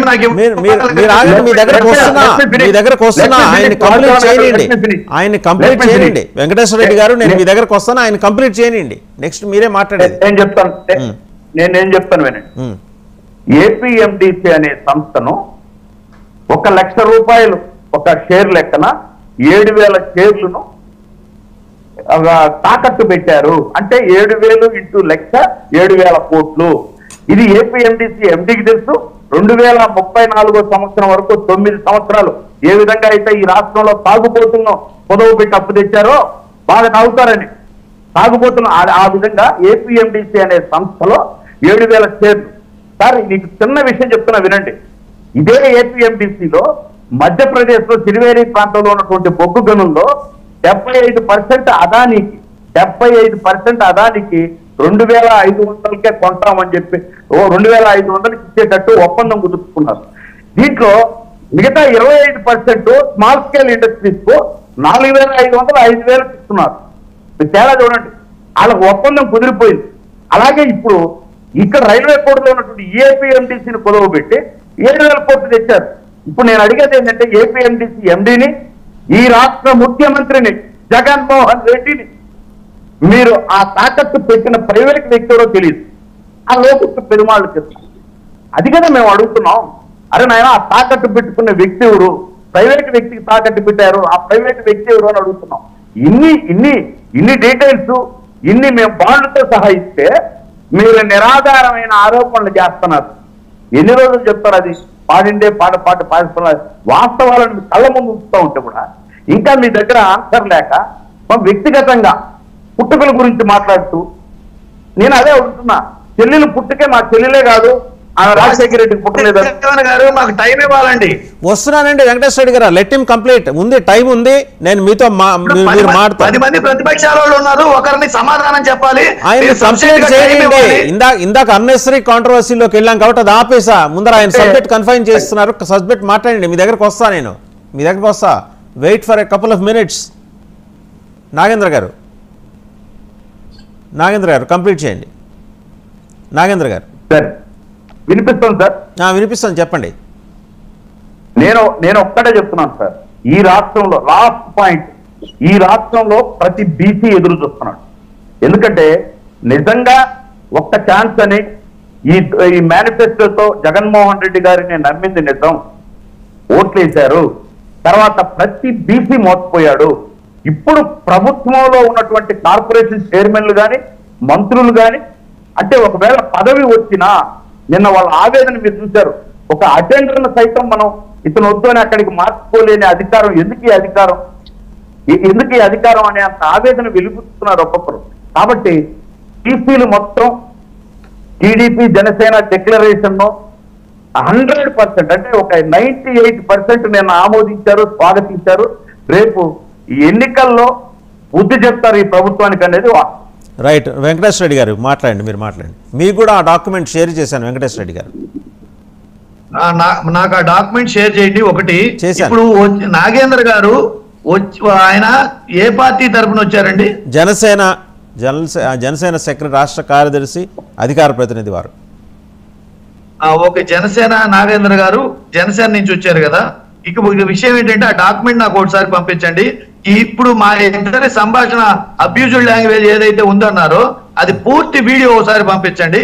అది ఎవరు ముందు మొదలు పెట్టారు, ఎవరు అబ్యూజ్డ్ లాంగ్వేజ్ అనేది ముందు మొదలు పెట్టారు అనేది నేను ఖచ్చితంగా లీగల్ కి వెళ్తాను. దాని మీద పూర్తి వీడియో ఎడిట్ చేయకుండా ఖచ్చితంగా దయచేసి నాకు ఆ వీడియో పంపించండి.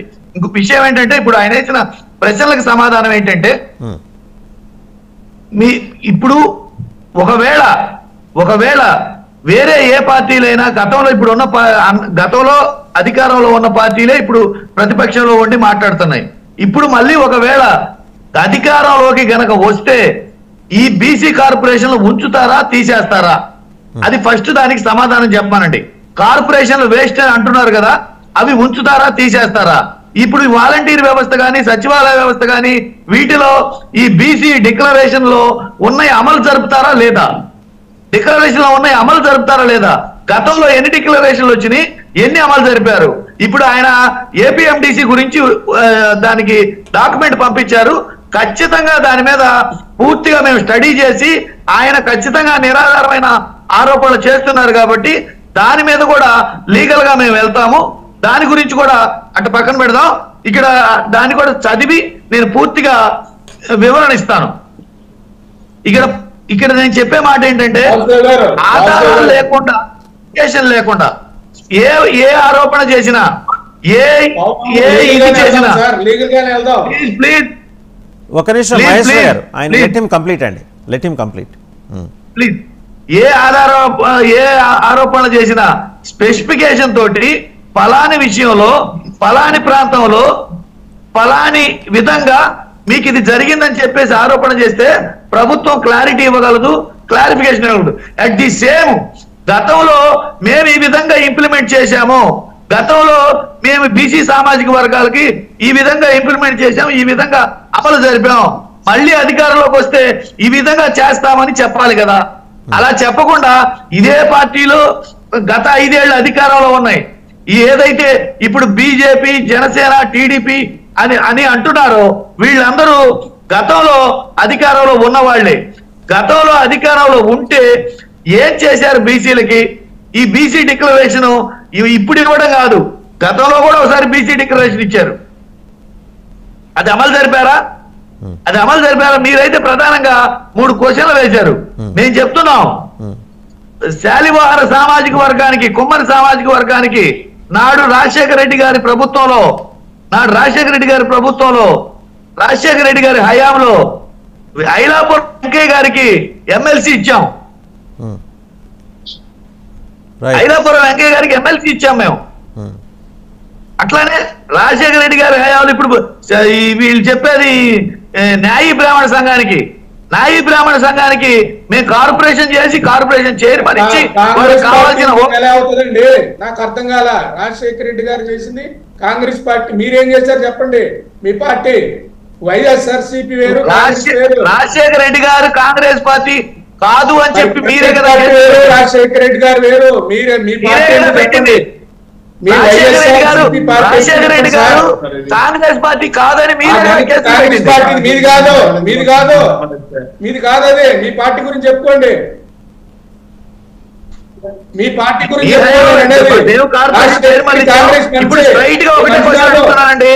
స్ట్రైట్ గా బీసీ కార్పొరేషన్లు చేసినవి వాళ్ళు వేస్ట్ అంటున్నారు కదా, మీరు వస్తే ఉంచుతారా తీసేస్తారా? దానికి స్ట్రైట్ గా సమాధానం చెప్పానండి. మీ బీసీ కార్పొరేషన్లు పనికి రావని మీరు అంటున్నారు కదా, మీరు అధికారంలోకి వస్తే ఉంచుతారా తీసేస్తారా? అది చెప్పాలి కదా. గతంలో మీరు కార్పొరేషన్లు ఏర్పాటు చేశారా? కార్పొరేషన్ మేము ఏర్పాటు చేశాం. ప్రతి ఒక్కరికి రాజకీయ హోదా, సామాజికంగా వాళ్ళకి గౌరవాన్ని మేము కల్పించాం.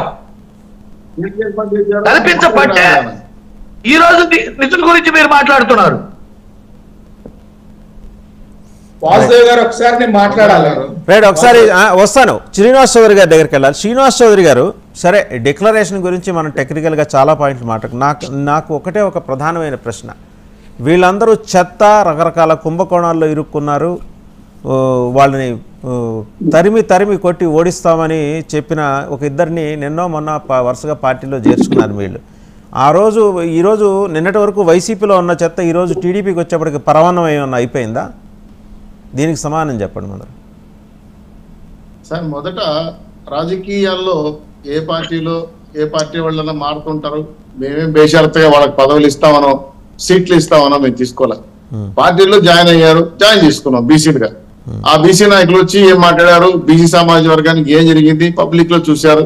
వాళ్ళ సమాధానం అధికార పార్టీ చెప్పారు. వాళ్ళ మాట ఎందుకంటే మీ గురించి అడుగుతున్నా.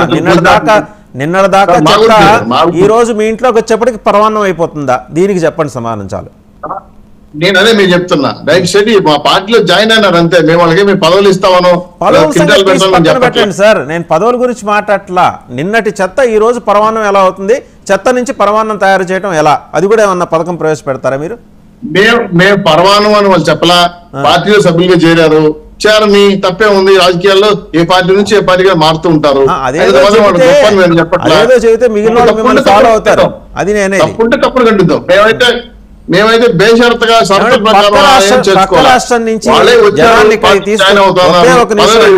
శ్రీనివాస్ చౌదరి గారు పక్క రాష్ట్రం నుంచి జనాలు ఇక్కడ తీసుకొచ్చి ప్యాకాట ఆడిస్తాన్న ఆయన చెత్త, ఆయన ఈరోజు మీ దగ్గరకు వచ్చేప్పటికి అవధూత అయిపోయాడు. ఎలా అయిపోయాడు?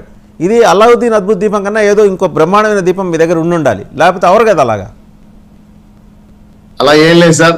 ఏ పార్టీ నుంచి వచ్చినా వాళ్ళు ఆ పార్టీలో కష్టాలు నష్టాలు చెప్పుకున్న బీసీ సభకు వచ్చారు, మాట్లాడారు, పార్టీలో జాయిన్ అయ్యారు, పార్టీ సభ్యులుగా ఉంటామన్నారు.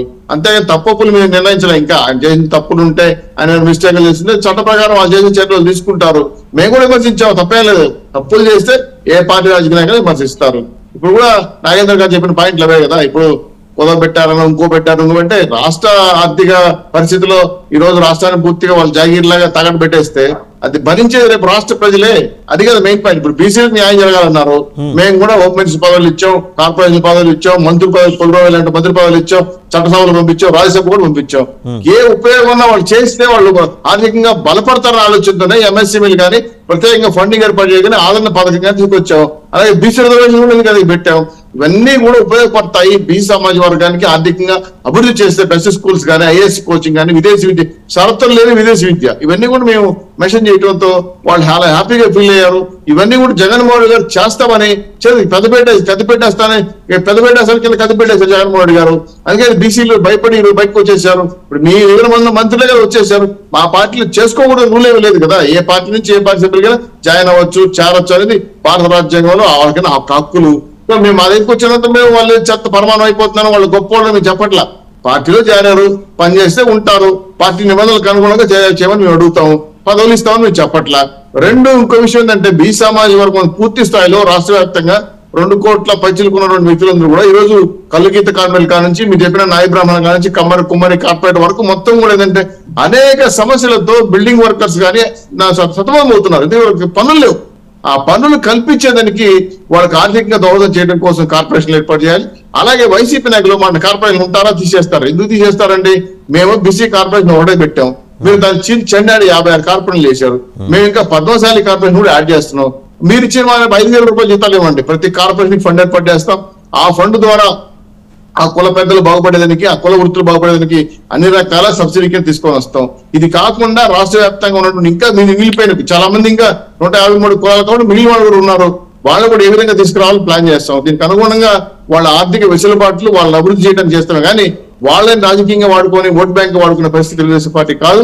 వాళ్ళ డిఎన్ఏ తెలుగుదేశం పార్టీ ఉంది, అది నమ్మారు కాబట్టి తెలుగుదేశం పార్టీ చేసే సభలకు వచ్చారు, కొత్తగా జాయిన్ అవుతున్నారు. అంతేగాని రాష్ట్ర వ్యాప్తంగా నిధులు, భూములు, అదే రాష్ట్ర ఆస్తుల్ని తాకట్టు పెట్టి అప్పులు చేసి రాష్ట్రాన్ని అప్పులు పాలు చేసే పరిస్థితి మాత్రం చేయము. కార్పొరేషన్ కూడా తాకట్టు పెట్టి మీరు అప్పులు తీసుకొచ్చారు, గమనించండి. ఆ కార్పొరేషన్ తీసుకోకపోతే ఏ ఇబ్బందులు వస్తాయో ఆ డైరెక్టర్ చైర్మన్ విషయం కూడా గతంలో మన సభ్యులు చెప్పారు. అలాగే మన కాంగ్రెస్ మిత్రులు కానీ బీజేపీ మిత్రులు కానీ ఒక మాట అన్నారు, అధికారంలో బీజేపీ బీసీలకు అవకాశం ఇవ్వాలి. తప్పకుండా మీ సూచనలు ఖచ్చితంగా తెలుగుదేశం పార్టీ తీసుకుంటారు, మేము కూడా రెఫర్ చేస్తాం. ఎటువంటి చౌదరి గారు నాకు ప్రశ్న, చట్టసభల్లో దానికి సంబంధించి అలాగే మీరు తీర్మానం చేస్తారు, పంపిస్తారు కేంద్రానికి, పంపించగానే రెండో వైపు నుంచి మీ లీగల్ సెల్ నుంచి ఎవరు వెళ్ళి కేసులు వేస్తారు, అది మామూలుగా అందరికీ తెలిసిన విషయమే. తెలిసిపోతున్నాయి ఇటీవల కాలం అంటే అవేర్నెస్ విపరీతంగా విచ్చలవిడిగా పెరిగిపోవటం వల్ల మీరు ఏం చేసినా రెండో రోజుకి ఎక్స్పోజ్ అయిపోతున్నారు సాయంత్రానికి. ఆ అంశం పక్కన పెడితే నేననేది ఏంటంటే అట్లీస్ట్ ఏది నామినేటెడ్ పదవుల్లో వాటా ఖచ్చితంగా ఇస్తామన్నారు. సరే, బీసీలకు ఇచ్చే వాటాలో మీరొక్కళ్ళే మీ బీసీలైనా జనసేన బీసీలకు కూడా వాటా ఇస్తారా? దాని మీద కూడా ఏమైనా క్లారిటీ ఇస్తారా? సార్ మా బీసీలు జనసేన బీసీలు ఏం లేదు సార్, అందరూ బీసీలు. వాళ్ళలో మీలో గొప్పతనం అదే ఏంటంటే కలిపేస్తారు, కానీ న్యాయబద్ధంగా వాళ్ళకి కూడా వాటా ఉంది కదా, వాళ్ళు మీ ప్రభుత్వంలో ఉంటారు కదా. నేను అడిగేది అది. నిన్న బాబు గారు చెప్పిన మాట విన్నారు, మాకన్నా జనసేన మిత్రులకే ప్రాధాన్యత ఉంటుంది, వాళ్ళ బీసీ సమాజ వర్గ రిప్రజెంటేషన్లకే ఎక్కువ ప్రాధాన్యత ఉంటుంది. బీసీలు అల్టిమేట్ గా ఆర్థికంగా ఎదగాలి అంతే. మేము తెలుగుదేశం పార్టీ జనసేన ఎట్టి పరిస్థితుల్లో ఎవరి గుర్తింపుని కానీ గౌరవాన్ని తగ్గించాం సార్. మేమైనా ఒక మెట్టు తగ్గుతాము, జనసేన మిత్రులు ఒక మెట్టు ఎక్కిస్తాం. అందులో అనుమానమే ఎక్కర్లేదు. మా పార్టీని ఎవరిని ఇబ్బంది పెట్టడం ఎక్కువ చేయడానికి వాళ్ళకి బాధ్యత.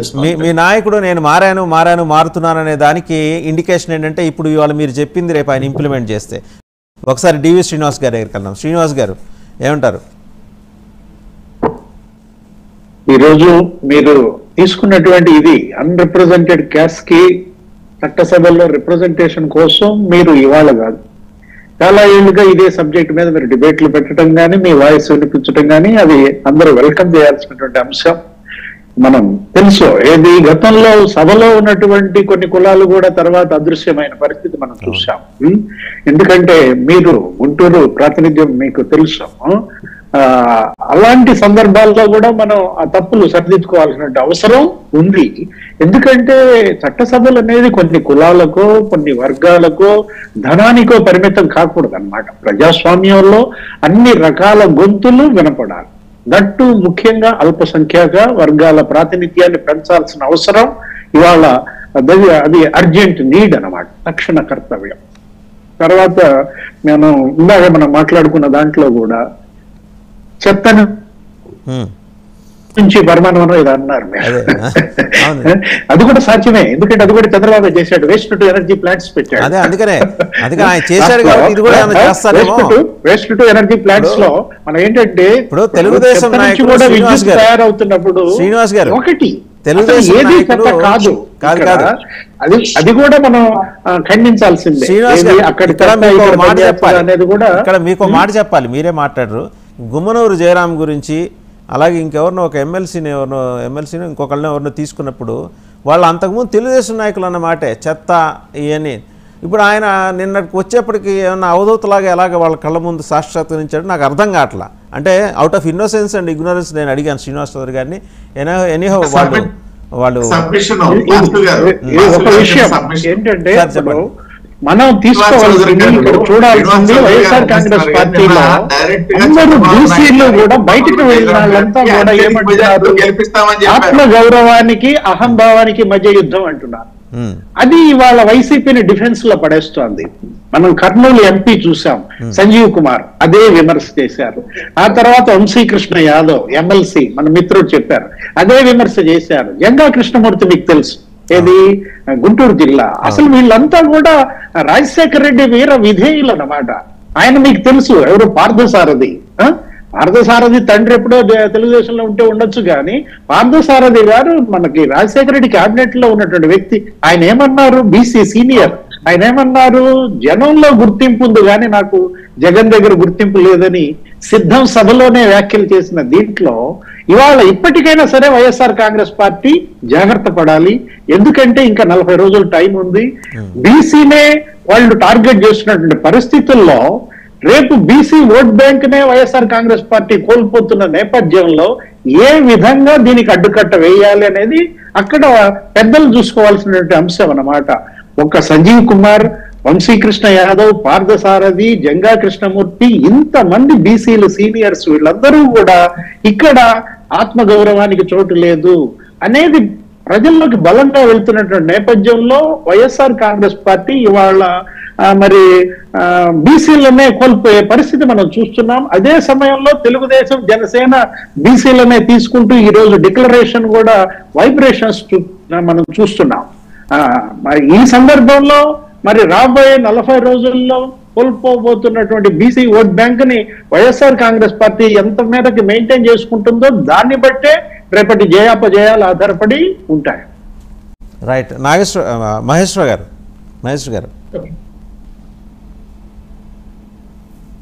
సార్, ఇక్కడ ఇందాక మాకు అంటే మన అంటే వైసీపీ వాళ్ళు అంటే ఐలాపురం వెంకయ్య గారికి ఎమ్మెల్సీ ఇచ్చామని అంటున్నారు. అంటే అది రాజశేఖర రెడ్డి గారు ఇచ్చింది, అది కాంగ్రెస్ పార్టీ. ఇక్కడ నేను చెప్పాలనుకుంటుంది ఏంటంటే సార్, మెయిన్ అంటే నేను కింద రూట్ లెవెల్ కూడా తిరిగాను. యాక్చువల్ గా ఈ వైసీపీకి ఉన్న ఓట్ బ్యాంకు, వైసీపీ నమ్మి అభిమానులందరూ కూడా ఒకప్పుడు కాంగ్రెస్ చేసిన మంచి పనులు అనుకోవాలి, కాంగ్రెస్ మీద అభిమానం, కాంగ్రెస్ లెగసీ అనుకోవాలి. అంటే అక్కడ ఉన్న స్వతంత్రం కానీ, అక్కడ ఉన్న వర్షం అన్ని కానీ, అక్కడి నుంచి వచ్చేసి ప్రైవేట్ లిమిటెడ్ కంపెనీగా మారిపోవటం, బాస్ సిస్టమ్ రావటం, మొత్తం అన్ని ఈవెన్ ఎంపీ కాదు, ఎమ్మెల్యేలు కాదు, మినిస్టర్లు కాదు, వాళ్ళందరూ కూడా జీరో పరిస్థితి. అంటే వాళ్ళు ఎవరు కూడా మనకి లేని పరిస్థితి ఇది. సో ఇక్కడ తేడా చూస్తే ఏంటంటే క్లెయిమ్ చేసుకోవడం ఏమో కాంగ్రెస్ తాలూకు చేసినవన్నీ ఇక్కడ క్లెయిమ్ చేసుకుంటున్నారు. బట్ వీళ్ళు వచ్చేకేమో ఇది ఇక్కడ పరిస్థితి మేము చెప్పదలుచుకుంది. మీరు వచ్చిన తర్వాత, మీ పార్టీ వచ్చిన తర్వాత బీసీలకి ఏం చేశారో చెప్పండి. అంటే జస్ట్ ఓన్లీ బడ్జెట్ లో పెట్టడం కాకుండా బీసీల్లో స్వతంత్రంగా ఉన్న ఒక్క మంత్రి అన్న చెప్పండి, ఒక్క ఎమ్మెల్యేనన్నా చెప్పండి, అట్లీస్ట్ పద్ధతిగా మాట్లాడే ఒక్క మంత్రి అని చెప్పండి. బూతులు మాట్లాడే వాళ్ళు కాకుండా పద్ధతిగా మాట్లాడే, అంటే లైక్ కాంగ్రెస్ పార్టీలో అప్పుడు ఉన్నట్లు లేదా టీడీపీలో కూడా ఉన్నట్లు ఈ రెండు పార్టీలో ఉన్న బీసీ నాయకులు మాత్రం ఒక్క నాయకుడన్నా వైఎస్ఆర్సీపీలో ఉన్నారా లేదనేది మనం చెప్పాలి. అలాగే రెండోది వచ్చేకి కార్పొరేషన్స్ అన్ని మీరు చూస్తా ఉంటే ఆ కార్పొరేషన్ ఉంచుతారా తీసేస్తారంటే ఆ కార్పొరేషన్ డైరెక్టర్స్ కొత్త వాళ్ళు పెట్టుకుంటారు లేదా కార్పొరేషన్స్ ఉంటాయి. ఇప్పుడు నేననేది ఈ కార్పొరేషన్ ఒక 50 కార్పొరేషన్ పెట్టి ఒక్కొక్క కార్పొరేషన్ కి 3-4 ఈ బీసీ సంఘాల నాయకుల్ని కార్పొరేషన్ డైరెక్ట్ గా చేసి వాళ్ళందరిని పెట్టి లోన్ తెచ్చేసి ఆ లోన్ తెచ్చిన అకౌంట్స్ చేయలేదు. అంటే ఇవన్నీ మేము కేసు అయిపోయినప్పుడు మాకు మొదట దొరికేది వీళ్ళందరే. అంటే ఇంచుమించు ఒక 50 ఇంటి ఎదురు అంటే 100 మంది బీసీ నాయకుల మీద కేసు వేయాల్సి వస్తుంది. కాబట్టి నాలాంటి వాడు ఆలోచిస్తున్నాం నిజంగా చెప్పాలంటే. ఎందుకంటే వీళ్ళకి ఏం తెలియదు, సైన్ చేశారు వీళ్ళు, జస్ట్ ఆ బీసీ చైర్మన్ పదవి ఇస్తారు, ఒక ట్యాగ్ పెడతారు, ఒక శాలరీ ఇస్తాడు, అంత మించి పవర్స్ ఏముండవు. ఆ లోన్ డాక్యుమెంట్ కి అవసరమైన సైన్ చేస్తారు, మనీ అంతా అటు ఇటు మారుతారు. రేపు ఇన్వెస్టిగేషన్ స్టార్ట్ అయ్యి మొత్తం వచ్చినప్పుడు వీళ్ళే ఫస్ట్ సమితులు అవుతారు. కాబట్టి మీరు ఇచ్చిన కార్పొరేషన్స్ ఏవైతున్నాయో 50 ఉన్నాయో ఆ 50లో ఉన్న కార్పొరేషన్ డైరెక్టర్లు అందరినీ అడగండి, పర్సనల్ గా అడగండి ఎవరినైనా. వాళ్ళకి ఆ పవర్స్ అన్న దేవుడికి కానీ వాళ్ళకి కానీ రేపు జరగబోయే పరిస్థితి, రేపు రాబోయే కేసులు, రేపు రాబోయే ఇన్వెస్టిగేషన్స్ తాలూకా ఇన్ఫర్మేషన్ కానీ వాళ్ళకి తెలిస్తే అంటే వాళ్ళకి వీళ్ళు మేలు చేసింది కాదు కదా, వాళ్ళందరినీ కూడా ఉరితాడు రెడీ చేసి ఒక కార్పొరేషన్ డైరెక్టర్ ఒక కారు ఒకటి ఇచ్చి వాళ్ళందరినీ రెడీ చేసి ఉరితాడు రెడీ చేసినట్టే. వీళ్ళు మొత్తం రేపు గవర్నమెంట్ మారితే 100 మందికి కింద ఎందుకంటే 3 ఏళ్ల నుంచి వీళ్ళు అకౌంట్స్ చేయలేదు. మొత్తం మేము కూడా ఆల్రెడీ అన్ని పెట్టాం, ఆర్బీఐ కూడా మేము పెట్టాం, ఆర్టీఐ పెట్టాం, ఆ వర్కౌట్ అంతా చేస్తున్నాం. కేసు అయితే ఆగదు. బ్యాంకర్ల మీద కూడా కేసు వేసినప్పుడు బ్యాంకర్లు పిలిచేది కార్పొరేషన్ డైరెక్టర్లు పిలుస్తారు. మా కార్పొరేషన్ డైరెక్టర్ చూస్తే బాధేస్తుంది. అందువల్ల యాక్చువల్ గా నేను 3 నెలల నుంచి వెయిట్ చేస్తున్నా. మనం ఎవరి మీద కేసు వేస్తున్నాం? మన బీసీ సోదరుల మీద కేసు వేస్తాం, మన ఎస్సీ సోదరుల మీద కేసు వేస్తాం, లేదా వీళ్ళందరి మీద కేసు వేస్తాం. మా కార్పొరేషన్ లో ఉన్న డైరెక్టర్లు అన్న చిన్న సానుకూలం ఏదైతే ఉందో ఆ ఒక్క యాంగిల్లో మేము ఆగాం. కానీ లేకపోతే ఎప్పుడో ఈ కేసెస్ అన్ని మేము యాక్షన్ తీసుకుంటే ఇక్కడ టెక్నికల్ గా నాకు సందేహం అండి. ఇప్పుడు వాళ్ళు పొలిటికల్ అపాయింటీస్, వాళ్ళ మీద కేసు వెళ్ళకపోవచ్చు, ఆఫీసర్స్ ఎవరైతే ఉన్నారో వాళ్ళ మీదే వెళ్తుంది. అంటే to my little wisdom I'm sharing this. Sir ఇక్కడ కార్పొరేషన్ అనేది ఒక కంపెనీ అండి. కంపెనీ యాక్ట్ ప్రకారం కార్పొరేషన్ నడుస్తుంది. ప్రైమరీ రెస్పాన్సిబుల్ వచ్చేకి కార్పొరేషన్ డైరెక్టర్స్ అవుతారు. రెండో రెస్పాన్సిబుల్ వచ్చేకి ఆఫీసర్స్ రెస్పాండ్ అవుతారు. నేను అదే చెప్తున్నాను, వీళ్ళు రెస్పాండ్ అవుతారు, దీనికి కన్సర్న్ ఐఏఎస్ రెస్పాండ్ అవుతారు. ఇవన్నీ బినామీ సిస్టమ్. ప్రభుత్వం డ్యూటీ చేయాలంటే ప్రభుత్వం క్యాబినెట్ చేస్తే క్యాబినెట్ మంత్రులు సీఎం రెస్పాన్సిబుల్ అవుతారు. కాబట్టి కొత్త తరహా రాజకీయం, కొత్త తరహా దోపిడీది. కార్పొరేషన్ పెట్టడం, ఆ కార్పొరేషన్ 3-4 అమాయకులు పెట్టడం, ఈ ఐఏఎస్ కూడా మన దగ్గర ఉన్న వాళ్ళు పెట్టేయడం. రేపు మాలాంటి వాళ్ళు కేసు వేస్తే కార్పొరేషన్ డైరెక్టర్ ఐఏఎస్ అక్కడికి ఆగిపోతుంది. గవర్నమెంట్ ఏం చెప్తుంది, మాకేం తెలుసు, మేము ఓన్లీ గ్యారెంటీ ఇచ్చాం, వాళ్ళు బాగా చేస్తారు అనుకున్నాం, చేయలేదంటారు. అంటే చేతులు దులుపుకునే పరిస్థితి. కాబట్టి వీళ్ళందరినీ నమ్మించి మోసం చేయడం అనేది ఈ యొక్క వైఎస్ఆర్సీపీ ప్రభుత్వం చేస్తుంది. కాంగ్రెస్ కి దీనికి కంపేర్ చేయదు. కాంగ్రెస్ లో కార్పొరేషన్ ఉందంటే స్వతంత్రంగా పనిచేశారు, వాళ్ళంతటి వాళ్ళే పనిచేశారు, నిర్ణయాలు వాళ్ళే ఉన్నాయి, లోన్ తెచ్చుకున్నా ఏం చేసినా వాళ్ళంతటి వాళ్ళే ఉన్నాయి, సప్లై గానీ అవన్నీ కానీ. తెలుగుదేశం పట్ల డిఫరెంట్ ఒపీనియన్స్ ఉండొచ్చు, కానీ తెలుగుదేశం హయాంలో కూడా కార్పొరేషన్లు సమర్థవంతంగానే పనిచేసాయండి. మనం దాంట్లో డిస్ప్యూట్ చేయకూడదు. వాళ్ళు కూడా తెలుగుదేశం హయాంలో కూడా కార్పొరేషన్స్ ఏవైతుండేవో వాళ్ళు ఈ లోన్స్ గానీ ఇవన్నీ గానీ విదేశీ విద్యకు గానీ స్వతంత్రంగానే పనిచేశారు. నేను అదే చెప్తున్నాను, తెలుగుదేశం కాంగ్రెస్ లో కొన్ని భావోద్యాలు ఉండొచ్చు కానీ కొద్దిగా గొప్ప స్వతంత్రం ఉంది, హెచ్చు తగ్గులు ఉండొచ్చు. బట్ పర్టికులర్ గా వైఎస్ఆర్సీపీ వచ్చాక వీళ్ళందరినీ తీసుకొచ్చి ఓన్లీ లోన్ తెచ్చుకోవడానికి తీసుకొచ్చి వాళ్ళకి కార్పొరేషన్ డైరెక్టర్ పదవి ఇస్తానని వాళ్ళందరూ అమాయకులు తెలియదు పాప. యాక్చువల్ గా కంపెనీ చట్టం తెలియదు వాళ్ళకి. కంపెనీ చట్టంలో రేపు ఏదైనా తేడా వస్తే కేసు పడితే తెలియదు. ఇవన్నీ తెలియకుండా వాళ్ళని తెచ్చుకొని వాళ్ళు మొత్తం ఎవరైతే ఇప్పుడు కార్పొరేషన్ డైరెక్టర్లు అందరూ బీసీ సంఘాల నాయకులు, సార్ మాకు తెలిసిన వాళ్ళు చాలా మంది ఉన్నారు, వాళ్ళందరూ చూస్తే మనకే బాధ వస్తుంది. అంటే నువ్వేం చేస్తున్నావు, వాళ్ళ నాయకులుగా ఎదగాలని చూస్తున్నావా, లేదా నీ ప్రభుత్వం తాలూకు వాళ్ళని కేసులుగా బినామీగా ఇది బినామీ చట్టం సార్. బినామీ ఒక కంపెనీలో మనం ఏదైనా చేయాలంటే కింద 4-5 బినామీ కంపెనీలు పెట్టేసి బినామీ కంపెనీల ద్వారా ఈ పొలిటికల్ సిస్టమ్ ఎలాగైతే చేస్తారో గవర్నమెంట్ కూడా బినామీ సిస్టమ్ మొదలుపెట్టింది. ఆ బినామీనే వైఎస్ఆర్సీపీ మొదలుపెట్టిన ఈ కార్పొరేషన్ డైరెక్టర్, ఇన్ని కార్పొరేషన్, దాని తాలూకా లోన్ అనేది నేను చెప్పదలుచుకున్నాను. రైట్. తిరుపతిరావు గారు, డిక్లరేషన్లో అంటే ఎన్ని అంశాలు ఉన్నప్పటికీ 10 అంశాలు ఉన్నప్పటికీ అందరినీ ప్రధానంగా ఆకర్షించేది అంటే చట్టసభల్లో రిజర్వేషన్లు, లోకల్ బాడీస్లో రిజర్వేషన్లు.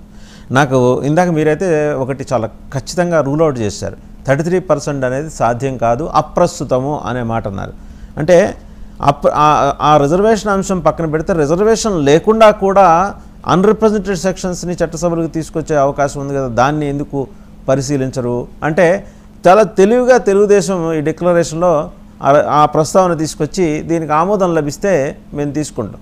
వీళ్ళ సంగతి మీకు అందరికీ తెలిసిందే. మనకి ఇట్లా చట్టసభలో తీసుకొస్తారు, అవతల మనలాయర్లే వేస్తారు కేసులు రకరకాల పేర్లతోటి, రకరకాల సంస్థల పేర్లతోటి.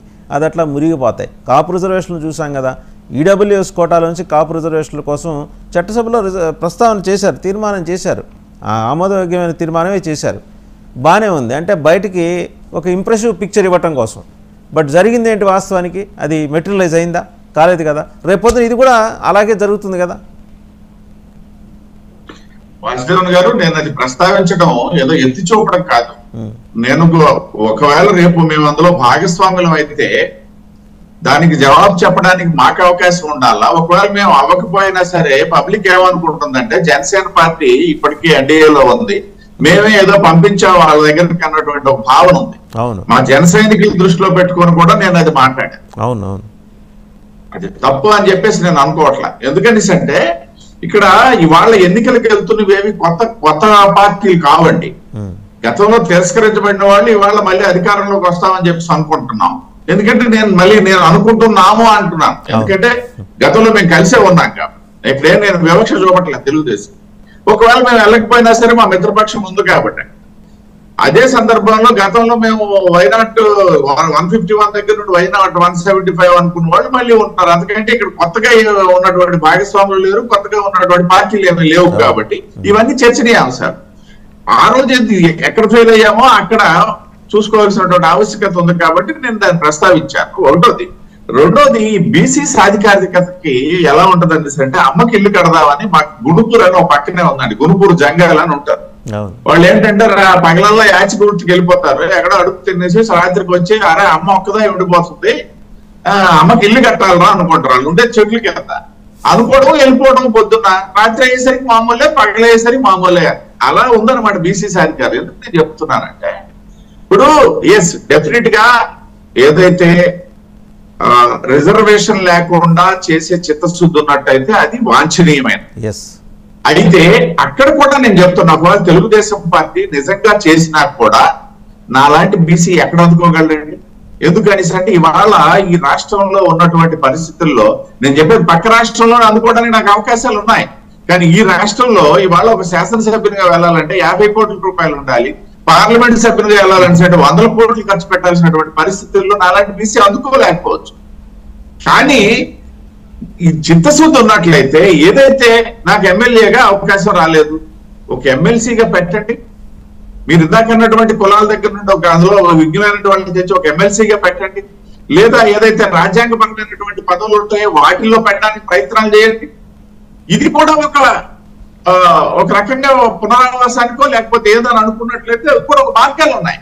కానీ ఇవి ఎలా ఉంటుందంటే నేను ఇందా చెప్పా, రాత్రి అయ్యేసరికి ఎన్నికల సమయం వచ్చేటప్పటికి సాధికారికత, ఎన్నికలు అయిపోయిన తర్వాత దాని సాధికారత గురించి ఎక్కడ ఎవరు, నేను చెప్పేది ఇవాళ తెలుగుదేశం అన్నట్లు ఇవాళ వైసీపీ కూడా నేను ముందే చెప్పాను, వైసీపీకి సంబంధించినటువంటి తాంబూలాలు ఇచ్చాం, తన్నుకు జరగడం ఇచ్చిన కుర్చీలు లేనటువంటి కార్పొరేషన్లు తప్పిస్తే ఏం వరగబెట్టారు, వాళ్ళకి ఏమన్నా సమాజంలో గౌరవం వచ్చిందా అంటే అది కూడా లేదు కదా. సో ఇవన్నీ బాధాకరమైనటువంటి అంశాలు. కాబట్టి నేను మొదటి నుండి ఒకటే చెప్తున్నా, ఎప్పుడు కూడా పర్టికులర్ గా అలయన్స్ లోకి వచ్చేసరికి అధికార భాగస్వామ్యం అనేది వర్టికల్ గా డివిజన్ జరగాల. ఏదైతే ఎమ్మెల్యేలు ఎంపీలు సంబంధించినటువంటి సీట్ల షేరింగ్ ఏదైతే ఉంటుందో ఆ రేషియో కొంత ఎక్కువ గానీ కొంత తక్కువ గానీ అటు స్థానిక సంస్థల్లో గానీ లేకపోయినట్టయితే ఈవెన్ సింబల్ లేనటువంటి పంచాయతీల్లో కూడా చిత్తశుద్ధితో అది అమలయ్యేటట్టు చూసుకోవాలి. అదే సందర్భంలో ఏదైతే నామినేటెడ్ పోస్ట్స్ ఉంటాయో, ఇవాళ భారతీయ జనతా పార్టీ ఉందండి, అధికారంలో లేని రాష్ట్రాల్లో కొంత నామినేటెడ్ పోస్ట్ సంబంధించి కొంత ప్రాధాన్యత ఇచ్చి మమ్మల్ని ఏదో అకామిడేట్ చేసి ఈ రాష్ట్రంలో పార్టీ నడిచే విధంగా చేస్తున్నటువంటి కొన్ని సందర్భాలు నేను ఇక్కడ కోట్ చేస్తా. అదే విధంగా ఏదైతే బలమైనటువంటి పార్టీ ఉంటుందో అది జనసేన అవ్వచ్చు, బీజేపీ అవ్వచ్చు, లేదా కమ్యూనిస్టులు అవ్వచ్చు, మరొకలు అవ్వచ్చు, ఎవరైనా సరే వర్టికల్ డివిజన్ జరిగి అన్ని స్థాయిల్లో అధికార భాగస్వామ్యం ఏదైతే ఉంటుందో, ఇవాళ నేను చాలా సందర్భాల్లో మాట్లాడినటువంటి సందర్భం ఇవాళ నా పార్టీకి కూడా మాట్లాడే పరిస్థితి వచ్చింది. ఏదైతే అలయన్స్ సంబంధించి ఏదైనా డిస్కషన్స్ వస్తే వర్టికల్ గా అధికార భాగస్వామ్యం ఉండాలా, డివిజన్ జరగాల, అప్పుడు మాత్రం కొంతవరకు ఇవన్నీ కూడా అడ్రస్ చేసే పరిస్థితి ఉంటుంది. అదే సందర్భంలో నేను ఇంకోటి చెప్తాను, మీరు బీసీల గురించి అడిగారు. బీసీలకి సంబంధించి అవకాశం ఇవ్వడంతో పాటు అవసరమైనట్టయితే ఆర్థిక సహాయం కూడా పార్టీ చేసినప్పుడు మాత్రమే వాళ్ళు నిజంగా ఈ సమాజానికి ఉపయోగపడే బీసీలుగా ఉంటారు. తప్పిస్తే ఏదో సీట్ ఇచ్చాను కదా అని ఓడిపోయాం, నీ దగ్గర డబ్బులు లేవు, నీ దగ్గర డబ్బులు ఎంత ఉన్నాయని ముందే అడిగితే అక్కడ దొరికే బీసీ లేదు, గెలిచే బీసీ లేదు, పోటీ చేసే బీసీ లేదు. కాబట్టి ఇవన్నీ కూడా కొంత ఆలోచించదగినటువంటివే. ఏదైతే నిన్న జరిగినటువంటి బీసీ డిక్లరేషన్ సందర్భంగా సమాజంలో జరుగుతున్నటువంటి చర్చని ఇవాళ నేను ఎస్టాబ్లిష్ చేశాను. Very true. Thank you Tirupatirao garu, అలాగే డివి శ్రీనివాస్ గారు, శ్రీనివాస్ చౌదరి గారు, మహేష్